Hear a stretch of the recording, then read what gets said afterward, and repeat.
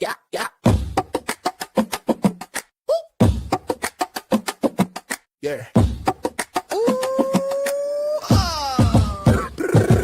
Chest thumping, boom like a baseline pound. King Kong stepping, make the whole earth bow. Banana clip bars, peel the truth, spit it raw. Silverback stature, no cap in my jaw. Swinging through the jungle vines like a mic cord. Fists like anvils, leave the ground floored. Coconut crack, that's a hard head dude. Wisdom in my eyes, but the knuckles stay cruel.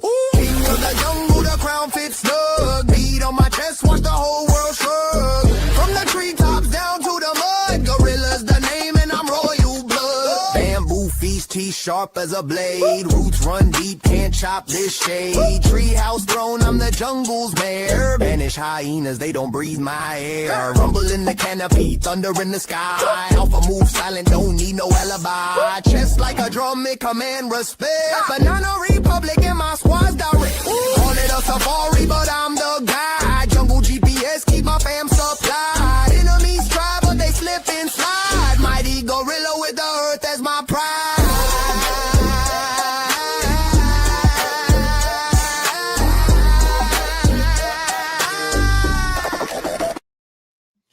What's up, ladies and gentlemen? What's going on? What's going on? Welcome to another episode of Flippin Tables on the Black Man Unfiltered Network. Guys, I'm glad that you're here. We're about to have a powerful show tonight. I got a new voice in the place tonight, man. A guy I've been following for a long time who has a lot of intellectual conversations online, so you'll know him when he comes up. But before they do come up, and I got another brother back there that's a brother from another mother, and all the other guys who are part of the BMU family, man, make sure y'all get in here tonight so we can have this conversation, because I think this is important for the community. Now, before that, I want to make sure we get some housing rules out of here. Make sure to support the channel, guys. Make sure you support the channel, because in order for us to do this every day, something's on this network.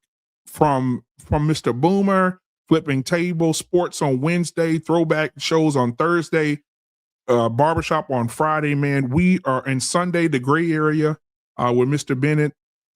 You guys just make sure you support the channel, because it does take money to support the channel. And if you guys enjoy what you're seeing and you enjoy the entertainment that you are receiving and the words and all the stuff that we're building here and have been building for years, make sure you guys hit the like button, subscribe button, share this with 2 people you like, 1 person you do not. And make sure we keep this rolling. And everybody that comes up tonight, make sure that you guys are following them as well, because we also, as Black people, we don't share a lot. We don't share a lot at all with each other. And I think that we were just talking about it backstage, how we need to support each other and not let likes and super chats send us to a YouTube hell where we can't even speak to each other, have a conversation with each other. So thank you guys so much for being here. I'm going to bring up the 2 guys that are going to start out the show as we go on. If you want to be a part of the show, the link is in the chat. If you want to come up here, your camera got to be on. I got to see your face in the place, because we got to understand what you're saying. All right. So I'm going to bring up my first guy here, my brother from another mother. Y'all done seen him over here a lot. We used to have a lot of great late night conversations in barbershop with the man who stands on business. He's a married guy. He has a family, ex-military. Give it up for my brother. Tyrus is in the building, man. Tyrus, what's going on, my guy? What's going on? Happy New Year, by the way. Same to you, brother. Same to you, man. All right. Last but not least at all. All right. Listen, man, this brother right here, man, he be on an intellectual level. He will take you to class and or go off on your ass. Give it up for yours truly, my brother from another mother, man. Philosophical is in the building tonight, man. What's going on, my brother? What's going on, man? Yes, sir. Yes, sir. All right, man. Listen, if I want to make sure we understand tonight, I want to start off by saying, asking you guys how you doing, how's your family. Tyrus, start with you first, man. How are you? How's the wife? How's the kids? How's your family, brother? Man, family's good. We're just trying to stay warm. I just figured out what a snow quail was for the first time here in Ohio. So yeah, we're just trying to stay warm, man. How's your fam? Man, good, man. Hey, I also want to congratulate you, man, that Shador made the Pro Bowl. We'll talk about that on another day, though. Right. You know, you're a big Browns fan, so I don't know how you feel about that. Philosophical is in the building, man. How are you tonight, my brother? I'm blessed, man. Happy to be here, man. Absolutely. Can you tell people before the show starts? We're going to do it in the middle of the show, after the show, too. But tell people how they can follow you, man, on all platforms. Basically at Philosophical on TikTok, on Instagram, Facebook, also. And yeah, YouTube is Philosophical Radio. All right, man. Appreciate it. Hey, make sure you guys go and like, follow, subscribe, share the content. If you don't like it, share it anyway. Somebody will. That's what I always say. All right, now, guys, if you want to give to this channel, you see the super chat down at the bottom right there. You also see that the scrolling at the bottom of the screen, you see the cash up if you want to give that way, if that's easier for you. Tonight, we got a show, Code Switching or Acting White, the lie we tell Black culture. Philosophical, what are your thoughts on code switching in the Black community? I know you're probably going to cook real hard on this one.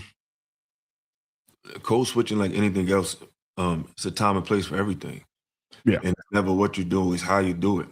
I mean, we all code switch. You know, the behavior I carry at work is not going to be the same behavior I carry when I'm out in the club. You know what I'm saying? But it's when we confuse these codes and make it seem like they're the law. No, it's just an adaptation to an environment. But when you try to take that other places and bleed that corporate mentality in an environment that should be vulnerable, that's when things get weird.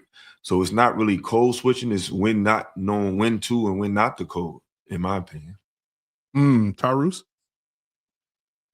I agree. And to broaden that point, I think a lot of times we struggle with when to turn that off.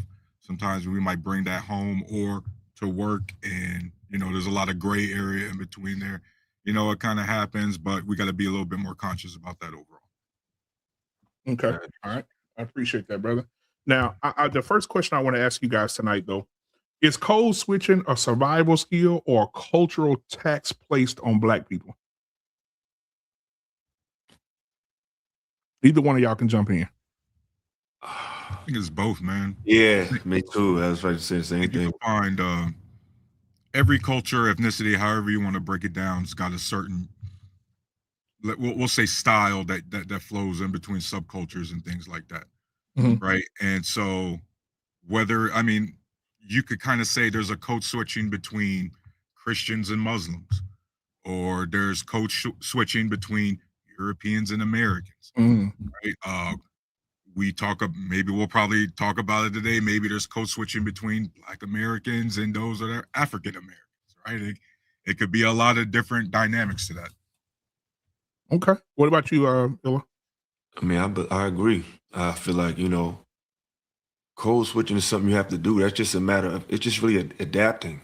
You know what I'm saying? You just have to be, but it's a different when you change the culture of a person and the character of a person. Like that's when it gets weird, when the code switching infringes on culture and character, and I think it's just how people do a lot of things more so than the act of doing it. Like, I think we get so caught up in these words and these labels and these titles that we don't realize that words are just humanity's best attempt at explaining the phenomenon. You know what I'm saying? It could be, what could be one thing, a chair can be a chair like you sit in, but it can also be a weapon.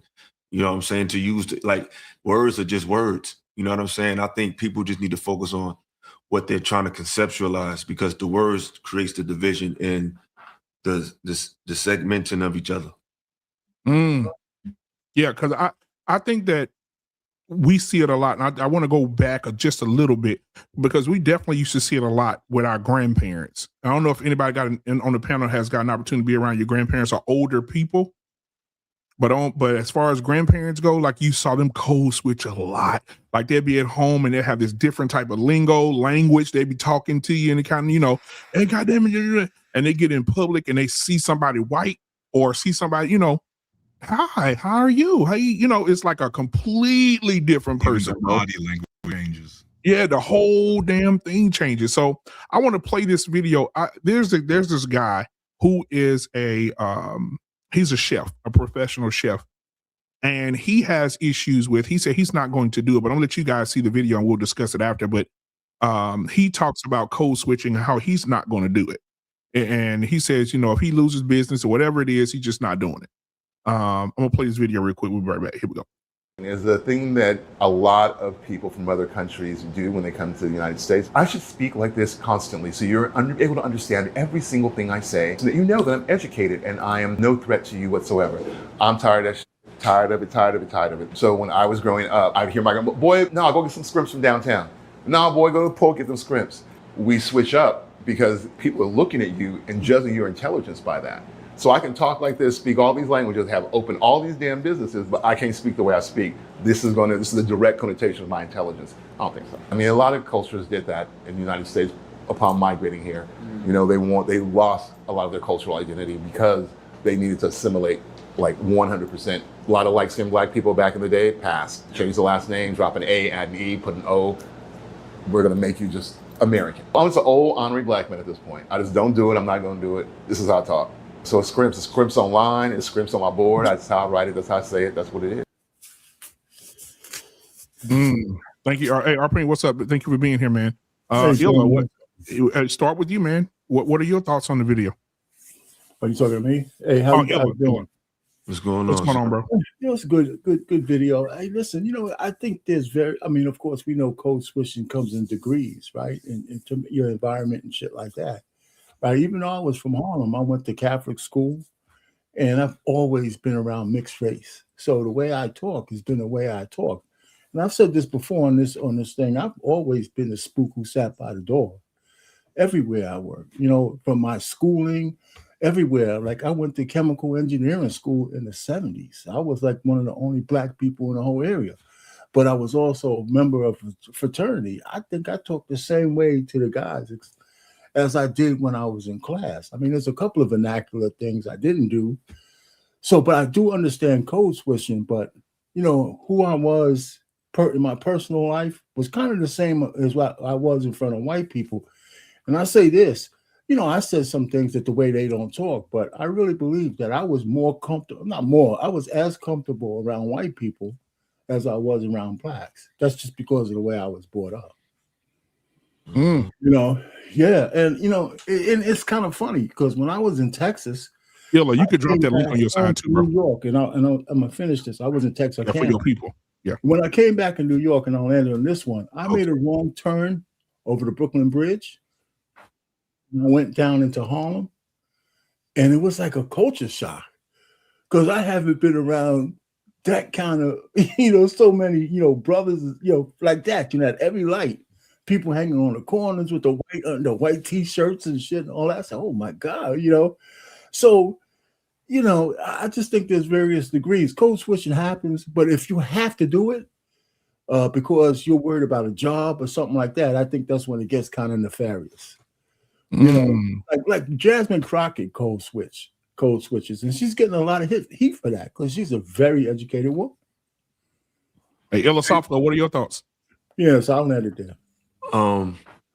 First of all, my mother's from Harlem, bro. I'm from Harlem too. Yeah, I lived in Spanish Harlem. Yeah. But I think the code switching thing, it just, like I said, it's just a time and place for everything. And I think the problem is people don't know how to turn it off, and the code switching bleed into like how they deal with each other, because I think where the lines get blurred is when we confuse manners and courtesy with code switching. Because sometimes our black people, we can get so caught up in the colloquialism that we don't realize that we can come off rude or disrespectful. When it's like, let's not act like having manners and being personable is code switching. Like that's when the conversation turned into, okay, now this is an ignorant thing. Because I think a lot of times our people think behavior, having patience, and being well-mannered, we confuse that with being uppity sometimes. It's like, no, there's nothing wrong with still having because if you know how to pronounce the word, why just say scripts? I mean, now if it's a business that is people that's real older and they from that era and they say that, that's different. But if you know better and you're just doing that, that is ignorant. It has nothing to do with white people. It has nothing to do with anything. It's like we got to stop giving them, because when we do that, it's like we give them the monopoly on behavior, because it's a difference between talking white and just behaving with class and dignity. And I think sometimes those lines get blurred in these conversations. Awesome translation. Welcome to the show tonight, my brother from another mother. And DL Saint, what's going on, my guy? Tyrese, I'm gonna get you in here, man. What are your thoughts on the video, man? What the older guy was saying? We gonna roll with DLC. If he would have just kept it as a marketing tool, whatever. But the fact that he's trying to make it more than what it is, and then what's crazy is like sometimes we'll use real history and accurate history for like wrong conclusions, right? Because I'll use one that's so you know, we keep it cordial. I'll use an outside group that this applies to, code switching. When he was talking about how how Black Americans had to change their last names a lot of times depending on where they was moving. Polish people, before they were considered white, they would have last names, you know, typical something ski, right? Like Majowski or something like that. A lot of times for them to fit in, and in order to get educated, they would Americanize their last name, and then their last name would change to Majors. So that's just an example of how you would have to code switch sometimes. Unfortunately, part of your identity just to fit in with the crowd. You know what I mean? So, you know, a reality it's one thing, and marketing it, it's another thing. All right, DL Saint, welcome to the show tonight, man. What are your thoughts? What's up? Salute to everybody on the panel, man. Brother Lost in Translation, man. Yo, he's putting out some music on his platform that's just fucking killing the game. Before we get into this, I just want to throw that out there, man. Get the brother his flowers, man. But hey, this thing with code switching, I'm in my mid 50s. I can remember back in the late 70s into the 80s, especially like the late 70s in elementary school, where the kids would tell me, man, you over there talking like you white. Because I came out of a private school and then had to go to public school with some stuff that was going on with the family. And bro, like the code switching thing, man, like it's like what everyone was saying, like, you know, when in Rome kind of thing, or it could be a networking thing, or it could be sales. Like you want people to be comfortable, so you're going to adjust to the room. But when I was a kid, man, I ain't gonna lie to you, bro. I stopped fighting. I just like, you know what? I'm just gonna talk to everyone else. You know, I'm not gonna ask you for anything. I'm gonna ask you. You know what I mean? Like I'm not gonna, you know, if that person was killed, I'm like, he got killed. Like I know what a kilt is. Right, but the young brothers and sisters with me in the public school didn't. Right, so there was times when that would lead to you basically stifling yourself and hiding, you know, your knowledge. You know, I remember there was a time when Xavier University came to I went to school in Cincinnati, Ohio. So Xavier University, right, came to the school. Our school, they brought their pep band and the jazz band, and they were asking questions like, you know, what is it when one musician is playing an instrument? What is it called? I knew the answer, right? People were saying all these things they didn't know, and I had one of our hood dudes sit next to me. Shout out to my man Loki. I said, it's a solo. So Loki throws his hands up. Solo is right, and they kept going, you know, from solo to duet to trio, quartet, all the way up to quintet. So finally, the people on stage. You could do this back in the early 80s. People on stage was like, you don't know the answer to these things. Who is giving you the answers back there? Because they couldn't see me, but they knew I was sitting there. Then everybody starts pointing at me. It was me. And they brought me out and, you know, pulled me to the side and like, you shouldn't hide your knowledge. You know, don't be afraid to hold up your hand. And I'm like, y'all ain't got to walk home this afternoon. Mm-hmm. You know what I mean? Like, I don't feel like fighting today. So I'm going to give them the answers and let them say whatever. But that code switching thing, I think it stifles a lot of young people, and they stop, you know, showcasing their gifts, and they begin. It's actually a code switch, isn't it? You're going from being able to speak the Kings or whatever we speak over here in America to using the hood lingo, and you're no longer going to continue that line. Like, I'm just going to go ahead and conform and code switch and just use this hood stuff. So it could work either way. I just think that, first of all, I think this is a great conversation to have, but I want to hear everyone else's opinion on this as well, man. I think, you know, we code switch as adults because it's appropriate for what we're trying to do. But as kids, you might be forced to code switch because you're tired of getting picked on or you're tired of fighting. All right. So we got Lost in Translation in the building. We got John Galt, man. Thank you for being here, man, coming up on the panel. Lost in Translation, then we'll have John hop in there. Go ahead, Lost. What are your thoughts? Here's my thing. Most of the time, when people code switch is to make everybody else feel comfortable. You know what I mean? I've seen situations where you can be of a certain level of intellect and people will be offended by that.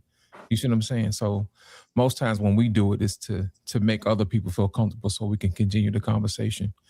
There have been several situations where I've entered into a particular room and people didn't think that I should know something just by looking at me. You see what I'm saying? And if they really didn't know who I was or what I was capable of, then they wouldn't do that. So most of the times we do that to protect other people.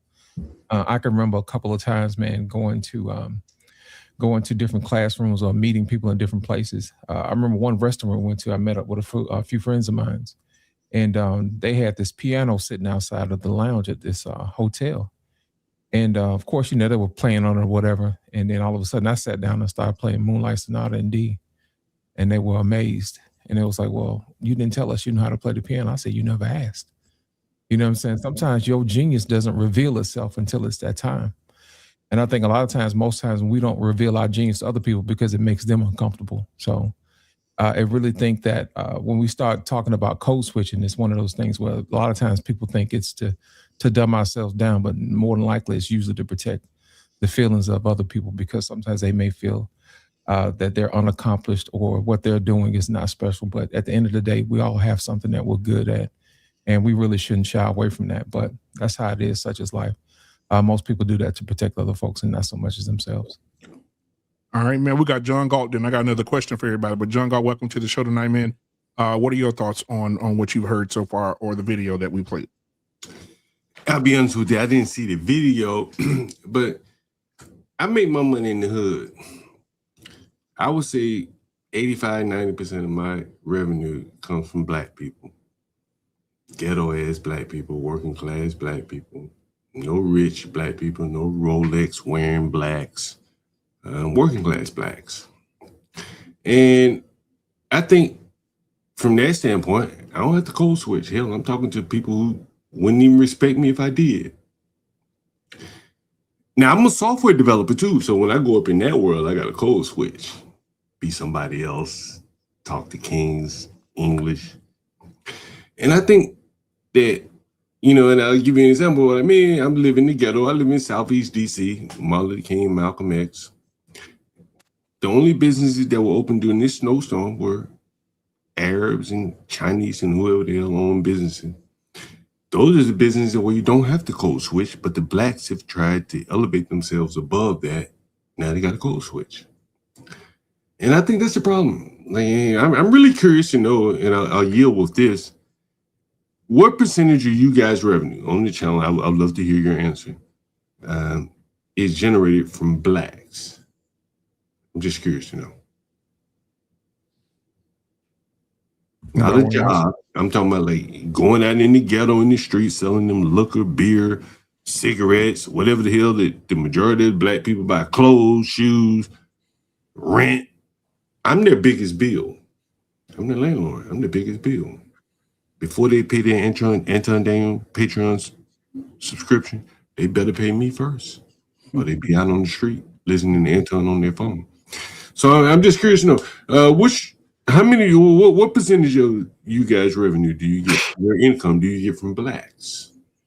Philosophical, you can answer first and we'll go around. Not a whole lot.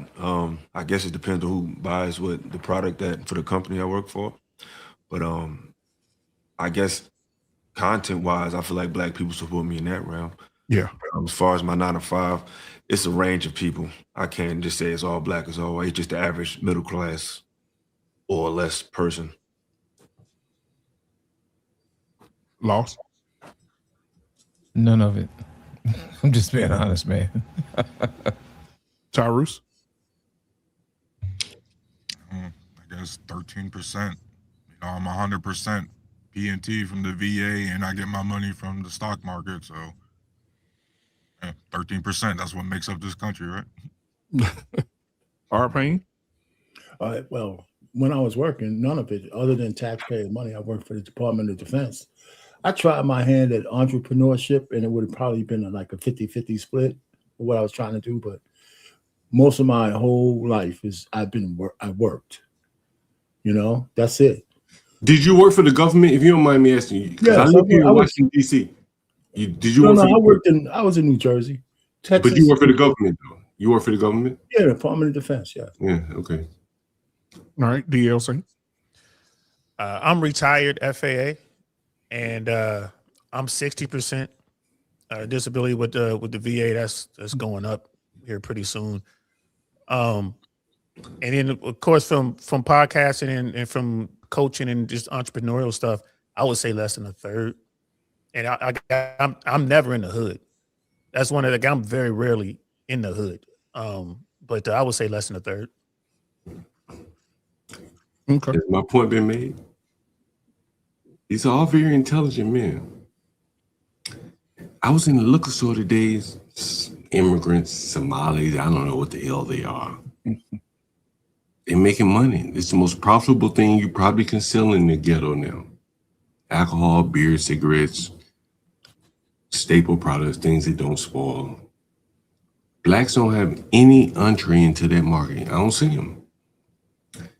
They think they get smart and they can go and do some greater things. I don't know what they think they can do, but they're doing about 40% gross margins, or maybe a gross margins, maybe, I don't know, in some of these corner stores. And the blacks have ceded to higher ground, which many of them are not intelligent enough to compete in that realm. That's my opinion. I was a software developer for 30 years. I probably count on two hands how many blacks I worked alongside. And if you ask me to differentiate between the blacks and the Caribbeans, it would be even less. Black Americans, the FBAs or whatever they call them. So you got to cast down your buckets where you are. Got to cast down your buckets where you are. I read the blacks every day in Washington, D.C. Some of these blacks in the audience probably, oh, why he said blacks? Whatever.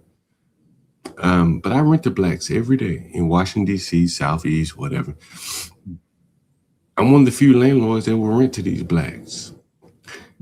I take phone calls on my channel from Africans. Think about this. Lowly Africans. I know this is how you blacks think about them. And they say, I don't want to live around no blacks. This is how low the black reputation is. Trust me, I see it every day. I document it every day. And that's why all of you blacks on here can't make any money off of them for whatever reasons. Guy next to me said he don't even go around them. So let me ask this: anybody else want to respond to what he just said? Well, I think Go ahead. Are you a Arpain, then philosophical. Go There ahead. you go. I There you think go. I mean, you know what? You know what's just funny? What'd you say about the dope man? Was he a dope lord? You gotta let Let him finish, John. Let him go. Yeah, because I wasn't going to criticize you at all. I mean, I just think it's circumstance that I didn't make money off of the community. If I would have started a business, I'd be targeting the American people. I would not limit it to just black if I was a businessman in that way. What the funny thing though, John Galt, half the people. Wait a minute, man. You got hold on, John. Let him finish. And I'm gonna land it here. The funny thing that you call yourself John Galt, because there's very few black people know where you got that name from. So what is that a code switch? It's just a book I read years ago. Well, but is that a code? Don't read that much into it. No, I'm just asking you. As I came here to explain to you, you see me, like, I can smoke and drink all day. Okay. And my tenants, the one who depend on me for rent, I ain't got a code switch. I don't give a damn. They don't give a damn either because I got that dope. Real dope. I'm their biggest bill. Before the blacks go out and pay anybody else, they better pay me. Trust me on that. Okay, so let's get philosophical. Let's get philosophical in here. Philosophical, go ahead and respond to that. Then we got Trey in here, man. What's up, my brother Trey here? Philosophical, go ahead and respond to that. You muted, brother. Yeah, I think first of all, you have to code switch in the hood because different blocks got different dialects, different hoods got different way they talk. So I don't know how deep in the hood you are to even know that aspect of it, but it's different when you're dealing with it from a landlord aspect and dealing from a tenant or someone who's actually of the neighborhood, not somebody who's making money off the neighborhood. That's for one. So code switch is not necessarily selling out And if you're saying that having not to, like I said, sometimes the lines are blurred because the examples that you brought up as far as even, because you're seeing so many mixed messages. Because on one hand, it's like, you know, you're advocating for owning land, and that's very, we definitely do that, especially if we can rent our own. So I hear that message, but there's also a condescending tone about Black people in the same breath. So it's like you're advocating for rent, and then it's funny because the more you speak, the more I realize how you view Black people, and you don't care about the human in them. You care about the consumer in them. You look at Black people from the same perspective at these other races. That's why you keep bringing them up, because they don't look at us. They dehumanize Black people and look at them as strictly consumers.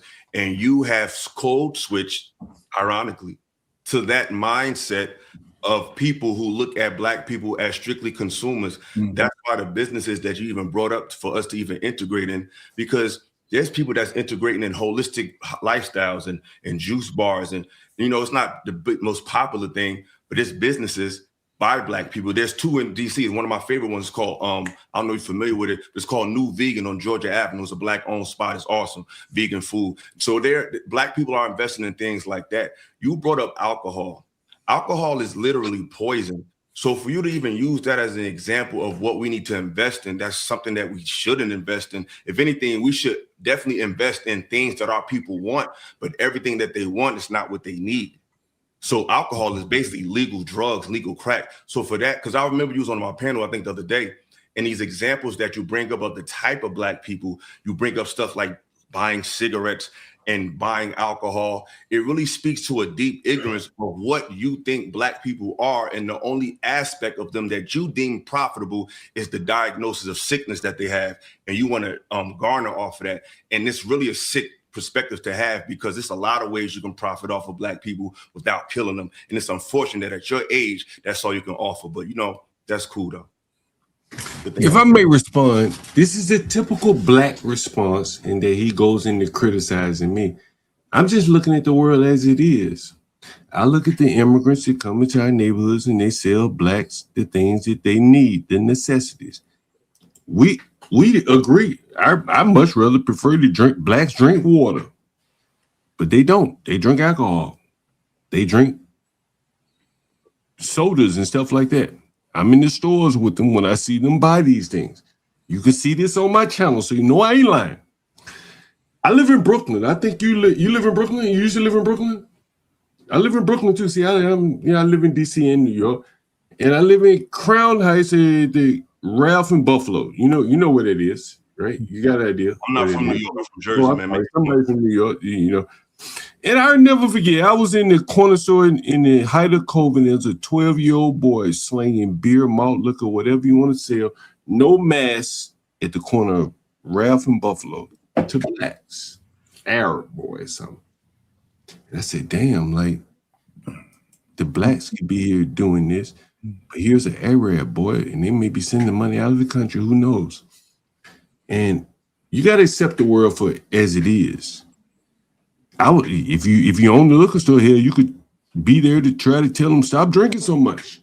So if we're supposed to But if accept you don't own the liquor store, no one's there to even intervene. John, you know? if we're supposed to accept the world for what it is, the statistics show right now that the entire country, which includes Black Americans, are drinking less. So why would you recommend to Black Americans to open up a business that might be a failing one? Well, people are drinking less in the aggregate, but not maybe down on the level. See, like, here's the thing. In my neighborhood, there's one liquor store. You on deck, Trey. In your neighborhood, there may be 3 or 4 liquor stores. So now they got to split the revenue amongst a smart group of people who are cutting back on alcohol. Over here in the ghetto, come on, Martin Luther King, Malcolm X. These people ain't cutting back. They ain't read the statistics that you're talking about. So okay, so John, hold on just a second. So Trey wanted to respond to your comments as well. Trey, what do you got for me, brother? Go ahead. And welcome to the show, man. What's good? I don't know if I necessarily want to respond. I mean, he's entitled to whatever opinion he may have. However, I think if you get around some white folk, you'll see that we're not too much. We're not that much different when it comes to alcohol and liquor and cigarettes. I happen to live in a white community in Howard County, Maryland. I'm from DC, born and raised in DC. I see them hanging out in front of alcohol, liquor stores like Junkies, just like I would see in the hood in Southeast DC. No, you don't see that. I see them running their numbers. Don't lie like that. I see them running their numbers just like I see dudes in the hood running their numbers. I see crack and PCP and what's the other thing they had? Here's the thing. Let me ask you a question, my man. Since you're close by me, I can make you some content. You want to make some content? No, because I'm not interested. That's not how No, I make my money. you anybody want to make some content? I can show. Hold John, let's finish. Yeah, John, you cut him off right now, bro. My bad. I'm sorry. I'm so sorry about that. At the end of the day, this whole code switching thing is necessary. Like I said, I'm from DC. You can't go into meetings and interviews saying area and Maryland. You can't do that. It won't work. It won't work. Just plain and simple. You sound ignorant. You look ignorant. But again, my man, what I'm telling you, what I'm telling you is, I've been smoking and drinking all day. It shows. And I've been dealing with blacks all day. And now one of these blacks who said, Mr. John, you're not talking like a white man. I need you to talk respectfully. Like I said, I call one of my tenants right now. I bring him right here on the panel. And he don't give a damn if I'm drunk, high, whatever. He gonna pay his damn. Because that's landlord. Because I ain't got a code. See, but the difference what I'm telling you is I ain't got a code switch. Right? This is all my money. This is 100% of my money. Did you I beg your pardon?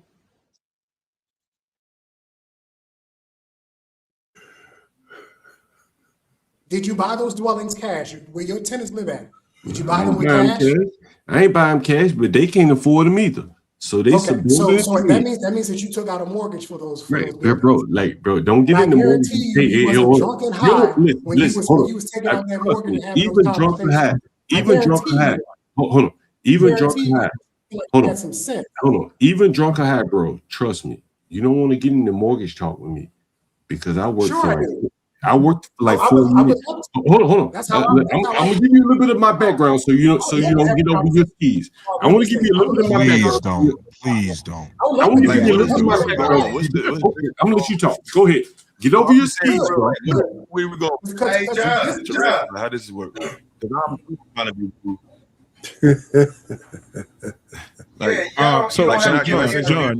John, you derailing the conversation. We're not talking about mortgages. We're not talking about any of that. Yeah, they ain't gonna do that. We want to stay. No, we ain't gonna bait nobody and trying to get nobody to talk about no mortgage. Trey ain't stupid. So what I'm saying to you is that we're derailing the conversation. Welcome, creator, to the show, man. What's going on, man? Black Patriarchy is in the building. Appreciate you, brother, for being here. But DL Saint had something that he wanted to add to the conversation that's about the conversation. And then Philosophical, we'll come back to you, Laos. We'll go back around the room. DL Saint, what are your thoughts? So there was the bit when I said, like, I don't go to the hood, right? And anybody on the panel understand and probably respect this. I'm living in Florida. I'm not from Florida. I'm from Cincinnati. When I'm back home, I'll run through whatever hood because I know all the codes and I know how to move at home, right? And I know my people at home. I lived in LA for 25 years. Like, well, I'm in South Central, or if I'm in Pacoima, if I'm in Watts, you know what I mean? If I'm in Inglewood, you got to know how to move out there, bro. I didn't live in them places either. But we're talking about, the question was who has done business with, like, what's the percentage of black people you're doing business with? About a third. But my business isn't conducted in the hood. I do a lot of coaching, right? I do a lot of networking events. You got to come to me, right? And yeah, every now and then I might do something, on somebody's block, but that's not where my money is. But, just that whole point, man, and like, I'm in Florida, man. This is a Second Amendment friendly state, and I know how to move. You know what I mean? So it is what it is. Why? Because that's what I grew up in. And, I want the best for my children. I want the best for my daughter. So, we're going to live where we live. But I don't take that as it's like, I don't mess with, our people. And then I kind of like I'm listening to what you're doing, and I'm like, all right, bro, like you doing what you do, man. Get your money, man. But what's the difference between you and the Iranian or the Iraqi or the Somali? You know what I'm saying? What's the difference? What I'm trying to explain to you is The difference. Hold on, real quick. Difference is, like, hold on, before you come in, John, because I know you're gonna be a minute. The difference is we from here, and how can you work? How can you go in, buy cigarettes? Your granny bought cigarettes. Your papa and them bought, drank, party all these years, and then when you get the opportunity to get in a position to serve your community spirits, all of a sudden we black power. But tomorrow you're gonna walk in there. We're gonna have graduations. We're gonna have all kinds of celebrations, and we're gonna purchase liquor. And that liquor is going to be seldomly owned or purchased from black people. So we can't get in these spaces and be like, well, one career is more admirable than the other career. At the end of the day, we men, we fathers, we leaders, and how we generate revenue is how we generate revenue. Now, these other people out here generating revenue from us don't have any moral compass, right? When we wake up tomorrow and go get hair, liquor, food, whatever it is we getting, it ain't most majority coming from us. So I feel we coming from, Illa. No, listen, man. However, hold on, John. Hey, but I'm almost done, bro. Sorry, John, don't cut nobody off, John. We let you speak. I got you. Go ahead, Craig, to finish, bro. My bad. I'm gonna send you a super chat right now for interrupting, man. I'm really sorry about that. Yeah, you good, man. I'm actually trying to, you know what I mean? It's only two of us in here thinking like this. Everybody probably else feeling a little differently. And then Trey, ready to come in and you know what I'm saying? So this is crazy to me. To me, this is when we ask people to come up to the chalkboard and do a math problem. Instead of doing the math problem, we demonize the math problem. Instead of coming up and saying, okay, all right, it's my turn to come up to the math board and explain. Instead of me explaining, I cause chaos, right? I do everything but explain the math problem, right? The teacher didn't ask you about the social construct of the math problem. It just said, explain the math problem. Now, for those in the room that understand the math problem, great. But those that don't, right, that's where sometimes we may have to get a little deeper. That's why I say, hey, if I don't understand something, I'm cool enough at 50 plus even to humble myself with our rich asses, right, and get more game, right, from those in fields that I've never touched foot in. I want to hear how to get liquor flipping in my area. I want to hear my man's Trey. If he's in real estate, I'm in real estate. I want to hear exactly what your strategy is, right? So that I can win. Same with DL. Cold Rain Road can be brutal, up and down. You understand when you in Cincinnati. You hear me? So yeah, we absolutely should come to these spaces. I don't think to demonize, but to share the knowledge that we have, right? If we can utilize it, great. If not, it's a Putin to win. Like, let me explain to you guys. But I'm curious, just real quick, if I can ask this question, just real quick, brother, when you go to make that $100 million real estate deal in wherever city, maybe it's a 4 or 5 city deal, are you going to code switch in the sense that when you come in there talking, you're going to talk like you're in a barbershop or you're going to talk like you're in a boardroom? I'm just curious.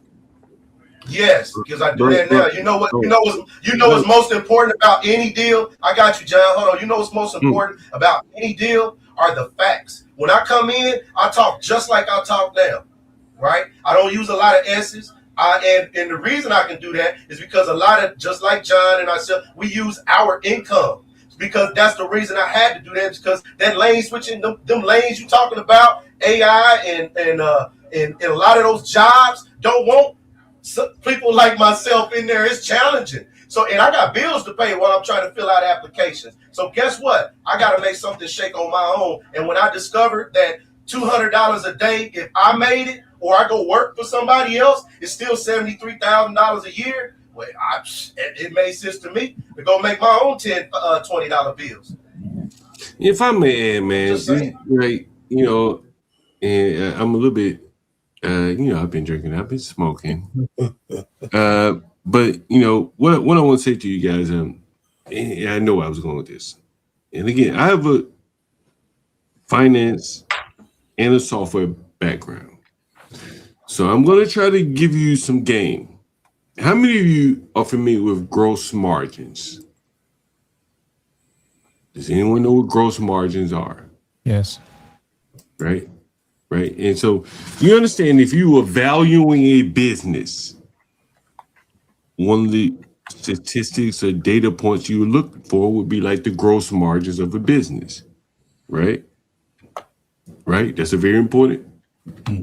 Right? Am I wrong? If I'm fucked up and I'm drunk, correct. Yeah. You speak Gross margin is very important, correct? Because you are Gross buttered. margin is So very put important. Am I wrong about that? If I'm wrong, I'll stop right here and we somebody else discuss. Gross margin is very important, correct? Don't be too buttered, John, because then we gonna lose Yeah, focus. no, it's gross margin. Speak your piece, bro. If you were gonna buy a business right now, if you're gonna buy a business right now, what statistic would you look for to buy that business? I'm asking you. I'm looking at the gross margins. What would it be? It'd be gross margins. That's the first thing that I'm looking at. Okay. So now I'm asking this I'm question. looking at overhead. Okay. And No one else answered the question, so we have to go with your answer. What businesses in the Black community have the highest gross margins?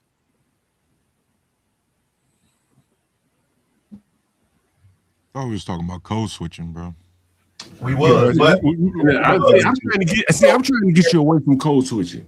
So you can No, that's what we're talking about. That's what we're talking about code switching.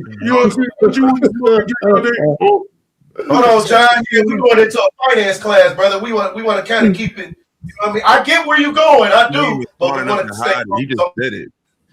I'm just saying, like, the reason why you code switching is because you can't get after the highest gross margins in your own community. You're the only group that can't do that. See, the other groups, they can go down in your communities and they can sell you cigarettes, they can sell you beer, wine, all these things. And so why we connect the dots with this conversation? You know what? Hold on, John.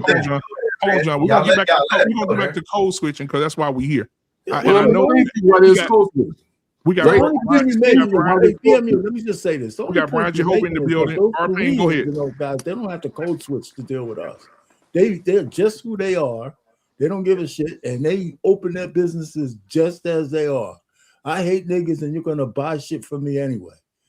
And so the problem is, so I'm just trying to connect the dots to bring us back to code switching. We should examine the reason why, as Blacks, we have to code switch in the first place. I think I just explained it, and I don't think you. Hold on, John. The question, because the next question was going to be that. The next question was, why is intelligence, articulation, emotional control often labeled as acting white? So that's the next question. So, Arpain, we'll start with you and go up through the front, then go down to the bottom. Pause. Yeah, I mean, that's a good point. I mean, it's not my reality of worrying about, when I was in Harlem and all that kind of stuff, I didn't worry about acting white. Shit, I was marginally intelligent at all. I didn't get smart until I got older. But the point really is, so many Black folks have that peer pressure that when they're around other Blacks, especially in the hood, they gotta lose a little bit of themselves in order to survive, and that's disappointing. And there's not enough other peer pressure to say, listen, don't worry about that. Like I said before, we have this bifurcated community, whatever, such as it is, where we have Blacks who are on one side of the tracks, and we have Blacks on the other side of the tracks. And our problem is that there's so many people in certain part of the Black community. There's no what you would say influence to try to break that mold. And most of us get out of the hood because we have some intestinal fortitude, and some is just luck. And I think the too much of the luck part, when somebody asks me why I didn't join a gang and all this kind of stuff, we don't have enough. I can't give them the explanation because on a panel discussion, you don't have that much time to get the little nuances. But part of the reason why I didn't go that way is because I saw too many of my friends go that way. I said, that's just not for me. And the other true part of it is, I was a chicken shit. I didn't want to do some of the stupid shit they were doing. I just didn't want to do that. And so it's too much luck in our community when we make it, as opposed to people who are planning out their life so they can be prepared to succeed as they get older. And that's the thing we have to fix. And maybe code switching is a part of that problem we have. You know, trying to impress people, or and when we're around each other. I think a better example is like a Jasmine Crockett who thinks the only way she can get to us if she talks like a ghetto girl. That should make everybody mad. Yo, Payne, I understand what you're talking about, man. Because, like, just for example, I grew up a military brat on top of being in the military, and so I think Trey knows this, man. We grow up having to pronounce our words, everything correctly. You know what I mean? Is everything strict? You know, like a strict timeline, all this kind of nonsense. And so sometimes when you get into certain spaces, they'll be like, well, why you speak white? Well, wait, is speaking proper speaking white? You know what I mean? And so I get sometimes where you'll see, okay, well, speaking proper in, like, let's say you working at, you know, customer service or something like that, compared to how you talk at home, how you talk, you know, at a family function and things like that. I understand that, but Payne, a lot of the times what gets me is that we'll attribute code switching to hobbies.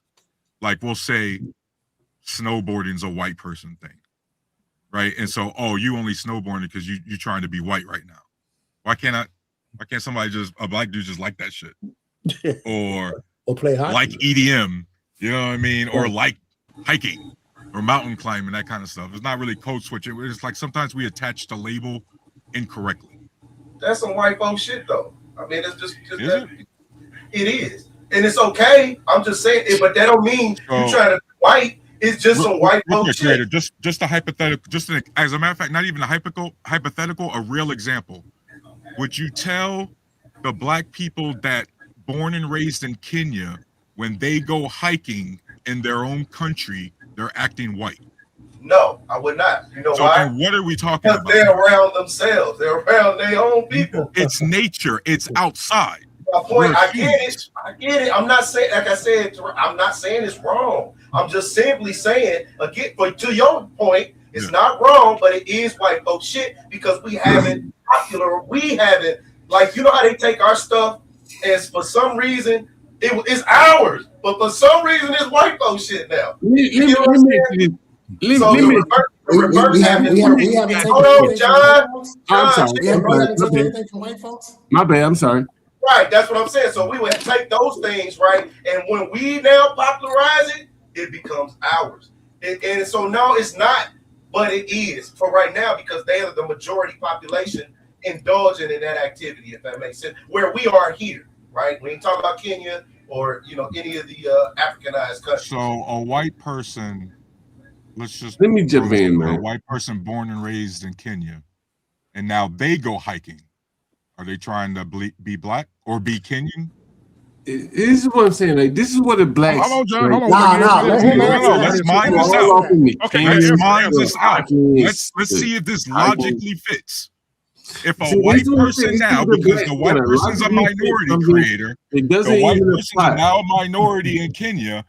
By your own logic, is that white person acting Kenyan or acting black because they're now hiking in Kenya?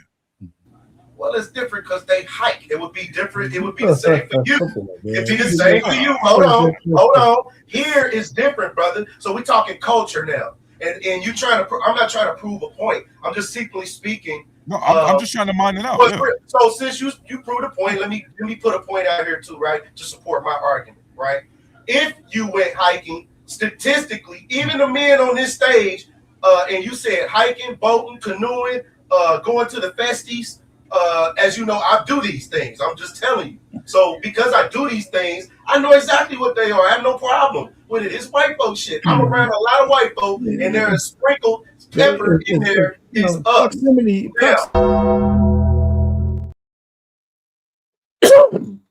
Hey, black man. Black man, can I say this? Everybody else. And up north, people will say that's white people shit. Like if you were in Pennsylvania, people think hunting is white people shit. But not down south. A lot of blacks hunt. It's okay. if we indulge in each other's cultures, but it's not. It's No, like we're not going to try to act like culture. That's your culture too. If you're but what we do here in America is just what it is, bro.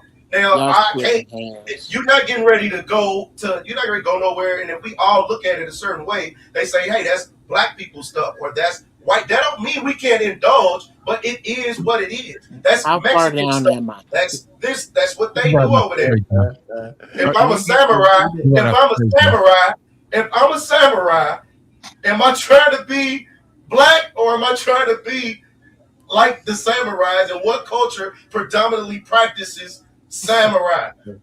Okay, hold on just a second. Hold on, guys. Hold that thought. Let me get these super chats out the way. Thank you, Urban Landlord Clips. Appreciate you, brother. Thanks for having me. The Anger Man is in the building. Anger Man, if you want to come up, man, the link is in the chat. $9.99 super chat. He said, "You're not talking when you speak proper English. You're actually talking when you use slang and broken English." That's correct. He's correct. Yo, what I would say, man, honestly, the blacks, and Jeff, you on that? And I'm including myself. Brian, you after Uncle Jeff. Like, what's comfortable, what's natural to you? Again, you see me smoking and drinking. I deal with my tenants like this, the whites and the blacks. And I got some good dope, but nevertheless, I don't have to code switch. I do this all day. You already said that. You blacks, hold on. You blacks, you got to get up and go in the office. We've already cleared it that most of you blacks can't make your money or don't make your money from other blacks. If you made your money from other blacks, you could talk a little slang. You could smoke a little weed. Hell, most blacks smoke weed. You could be a little lax with your customer service. Hell, most blacks understand that. But when you go into the white man world, now you got to get to a level where most of you blacks probably have a hard time fitting without a lot of extra effort. I ain't put in no effort to be black. Nigga, I'm black. Through and through. It's easy for me. I know what the blacks want. I can sling that dope to them because I know what they want. I know how they want it. It's very easy, and they ain't tripping about me showing up. They ain't showing up about me. But I guarantee you, my dope hot because it keeps selling. You can call me what you want, but my dope keeps selling. Well, we know All you run your mouth, the dope keeps selling. I bring one of my tenants right here on the stream. You ain't got no dope. All you done said, I can't make no dope from the. Co-sign this right now, bro. You can co-sign the whole time. Hold on, John. Go ahead and co-sign that. John, we got Uncle Jeff in the building right now. Nobody got no dope here. Hey, John, no, hold on, John. You understand that's a level. Now, Uncle Jeff, and then Brian. But Uncle Jeff, what do you have to say to Mr. Galtman? And John, let him finish his statement before you jump in. John, Uncle Jeff, go ahead.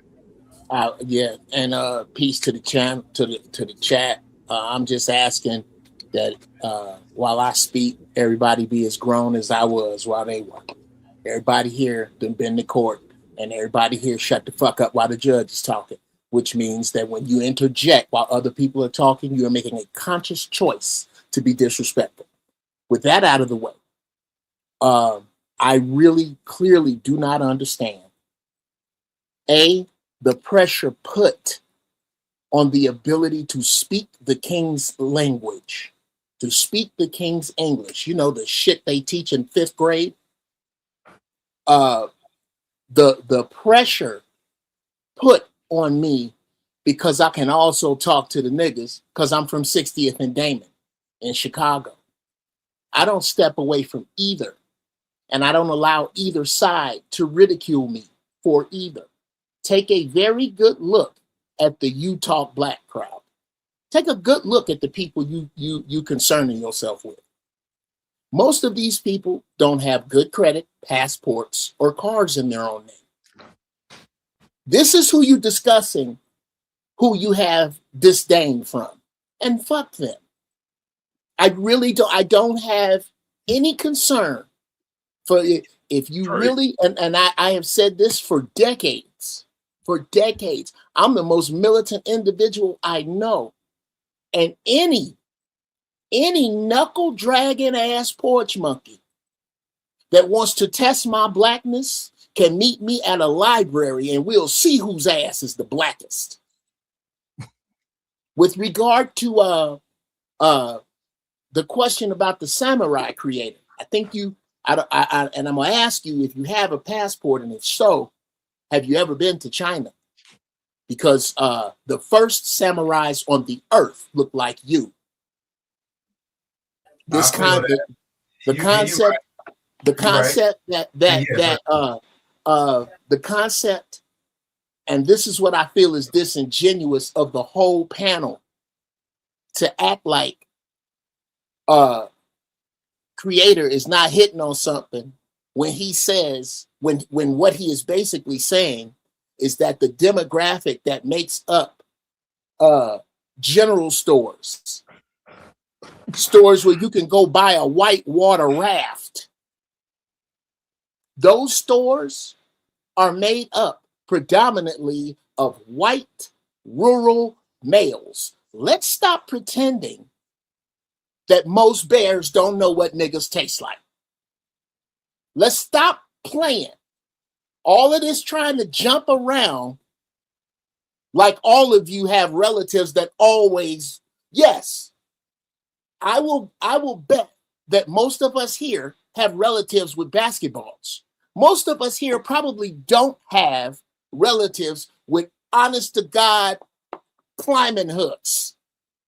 We don't.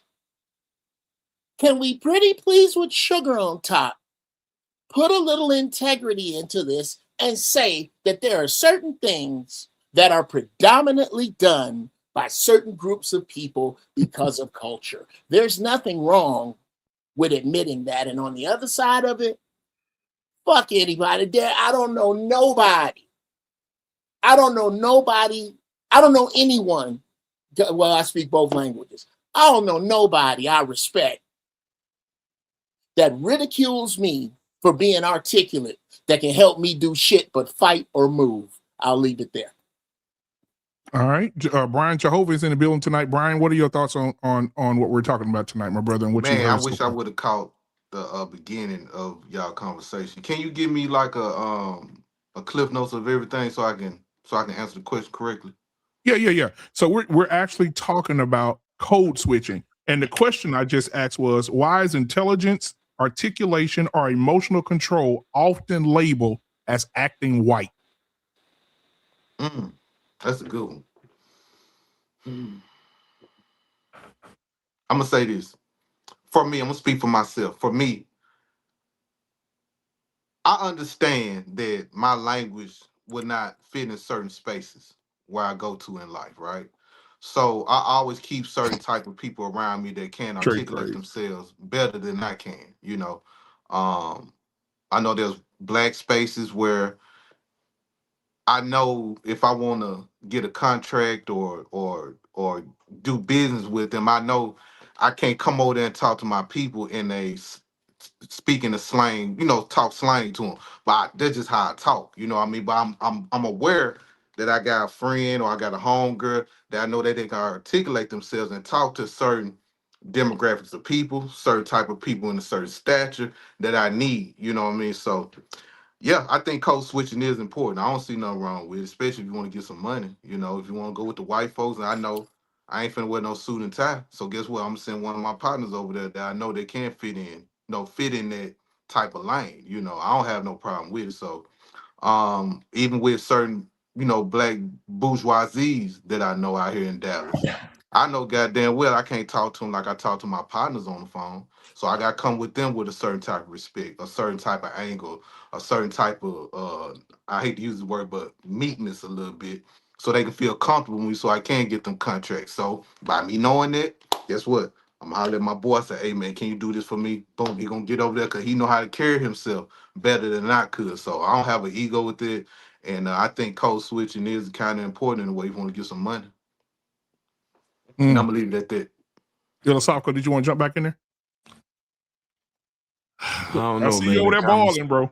I mean, it's just the conversation got so derailed, and I'm not gonna do what they did and make it about how I felt about what they did. So it's done. But yeah, I think like I said earlier, code switching has a place. You know what I'm saying? And even in the depths of the hood, there's code switching in the hood. You know, different blocks got different ways, different things. Like code switching is not just a white and black thing. And I think when people talk about these certain topics, they're so caught up in the surface layer of what the word is that it ultimately show the limited dexterity of their brains. Like, you know what I'm saying? We're talking about our people buying and selling, you know, alcohol. It's like we can do that, or we can get our people to not even have an appetite that these people can't feel, because they're not selling nothing but bullshit. They selling weed, they selling alcohol. It's like we don't have to drink all the time. I'm not saying you don't drink sometimes, but that's what I'm saying. This generation of our generation, they're drinking alcohol less. So alcohol we're going to indulge in it, but it doesn't have to be something that we overindulge in it. And the reason why these people are making money off of certain appetites that we have is because of an overindulgence on something. So it's not even a matter of not having access to own this, but people, it's other things you can own. You can sell things that are for the betterment of your people. And just because it don't make the most bread right now, that don't mean that it's a bad thing, because at the end of the day, you don't know what every man needs to feel content. Like one person might need 5 million, somebody else might need like 250 a year, 300,000 a year. And they feel like, hey, I'm making 350 a year off a holistic herb store versus somebody who's making 2 million a year off of alcohol. It's like, at that point, it's subjective. So ultimately, when we jump so adamantly on these topics and we so apt to speak our opinion, we really show our ignorance. You know what I'm saying? Because we definitely should own things and help each other. But if the only thing you can do is relate to the lowest version of black people, I don't think you even know black people at all. Ooh. Damn. Ooh. So you know, before anybody else go, can I respond back? Does anybody want to go after that? I want to respond. Yeah, I want to respond. Hold on, John. I want to play this video real quick. Of he's a celebrity or whatever, and everybody knows that he code switches. But I'm gonna play what he said and how he said he felt, how he got comfortable code switching. Here we go. This term code switching, which is that you adapt to the cultural environment that you are in that moment. Your movements, your speech, the way you speak, syntax, everything. And I felt some kind of justification when the leader of the free world was also doing it. Once I saw Obama doing it, it put me in a position to go, oh, actually, you know, it's interesting. Everybody does it. Thoughts? Well, not everybody. One of the reasons why everybody does it is because it's a form of, listen, this is more about confidence than anything. You don't want to look stupid when you're having a conversation with someone. And so if you are trying to negotiate a deal, if you are trying to interview for a job, if you are trying to network, you will code switch based on the atmosphere that you're in. If you're in a nightclub and networking, it's going to be completely different. I play golf. I ain't playing no golf right now because we got a winter storm that just came through the East Coast. But in the summer, when I play golf, I have a completely different conversation on the golf course than I would somewhere else, because the atmosphere, the people are different. There is my frustration with this, because I dealt with this a lot growing up. I didn't go to the hood high schools in DC. My mom sent me downtown DC where, you know, senators' kids and stuff was going. So there were white kids there. The schools were mixed. And you have to speak properly. You have to be able to communicate back and forth. They are not going to understand the conversation I can have with black men versus conversations that I would have to have in those schools. They don't do that. I teach a stock market class for the youth on Mondays. When I was trying to get the space was owned by a white man. I cannot have the same conversation with him that I can have with everybody else. I had to talk to him in his language and explain to him why I needed this space and what I needed it for. And I had to break it down in terms that he understood. I can't just say, oh yeah, you know, I got a couple of young niggas gonna come through, wanna learn how to make some money in the markets. That's not gonna work. That's not gonna work. I had to explain to him that this was a teaching opportunity for them to further enrich their lives, to learn how to make moves in the market, learn how to buy stock and sell stock, learn options, yada, yada, yada, yada, yada. And to which that was a language he could understand being a businessman. He could get that. So now we're on the same page. And he's like, oh, you know what? I think that's a great idea. As a matter of fact, I won't even charge you. You know what I mean? Like the whole idea of code switching is simply so that we can communicate with one another. That's all it is. And we have literally demonized Black communities, demonized Black young boys because he don't sound like he hood all the time. It's ridiculous. Anybody? Let's see. Lost in translation. You want to hop in? Yeah, man. I don't know if y'all remember this a couple of months ago. The young guys were switching up from being YNs to wearing quarter zips, and they caught so much flack behind that. But in the end of the day, a lot of guys saw it as an opportunity to have the rest of the world look at them differently now. You know what I mean? Instead of being destructive young men, they wanted to be constructive young men, and they would walk around with machas and their quarter zips. You know what I'm saying? And people actually looked at them a little bit different. You know what I'm saying? So I think code switching is one of those things where it's a PR problem. You know, think about it. Whenever you say Asian people think mathematics, that type of thing.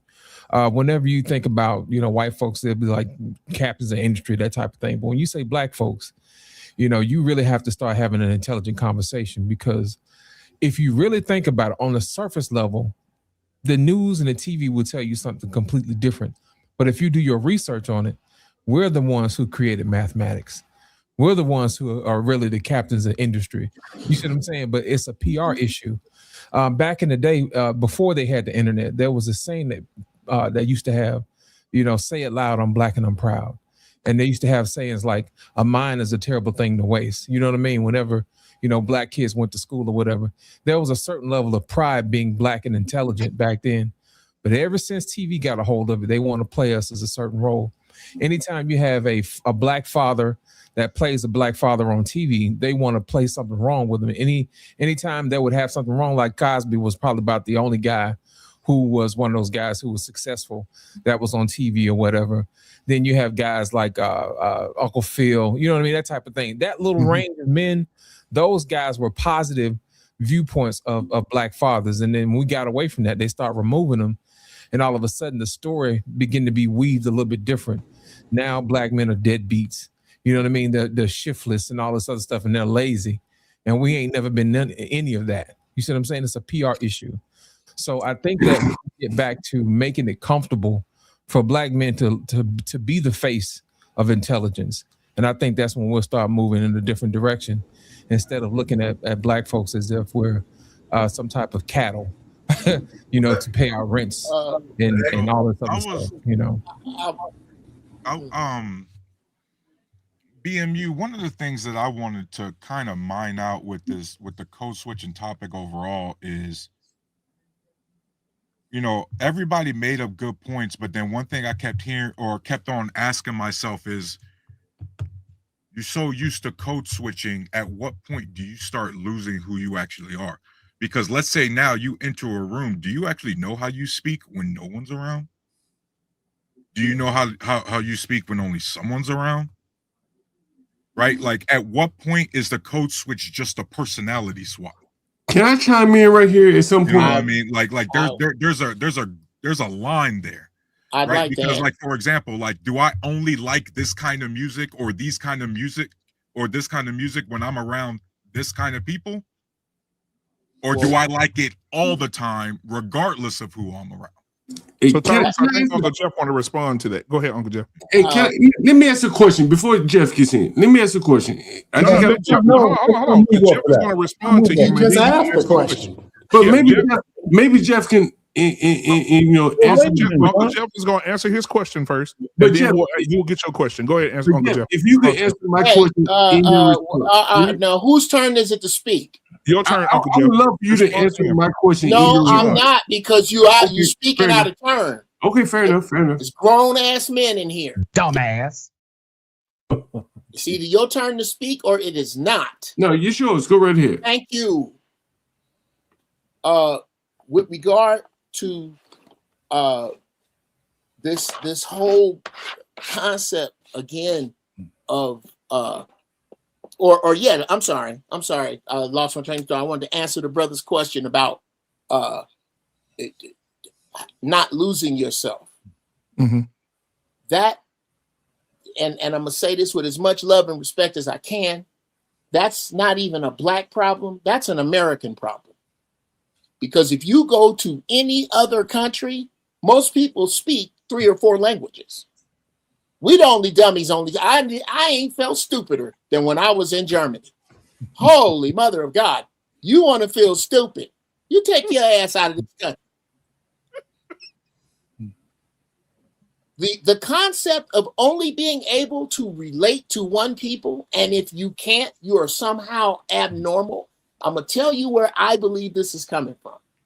I believe it comes from the Jasper ass shade tree house coons that I don't believe any of us can stand.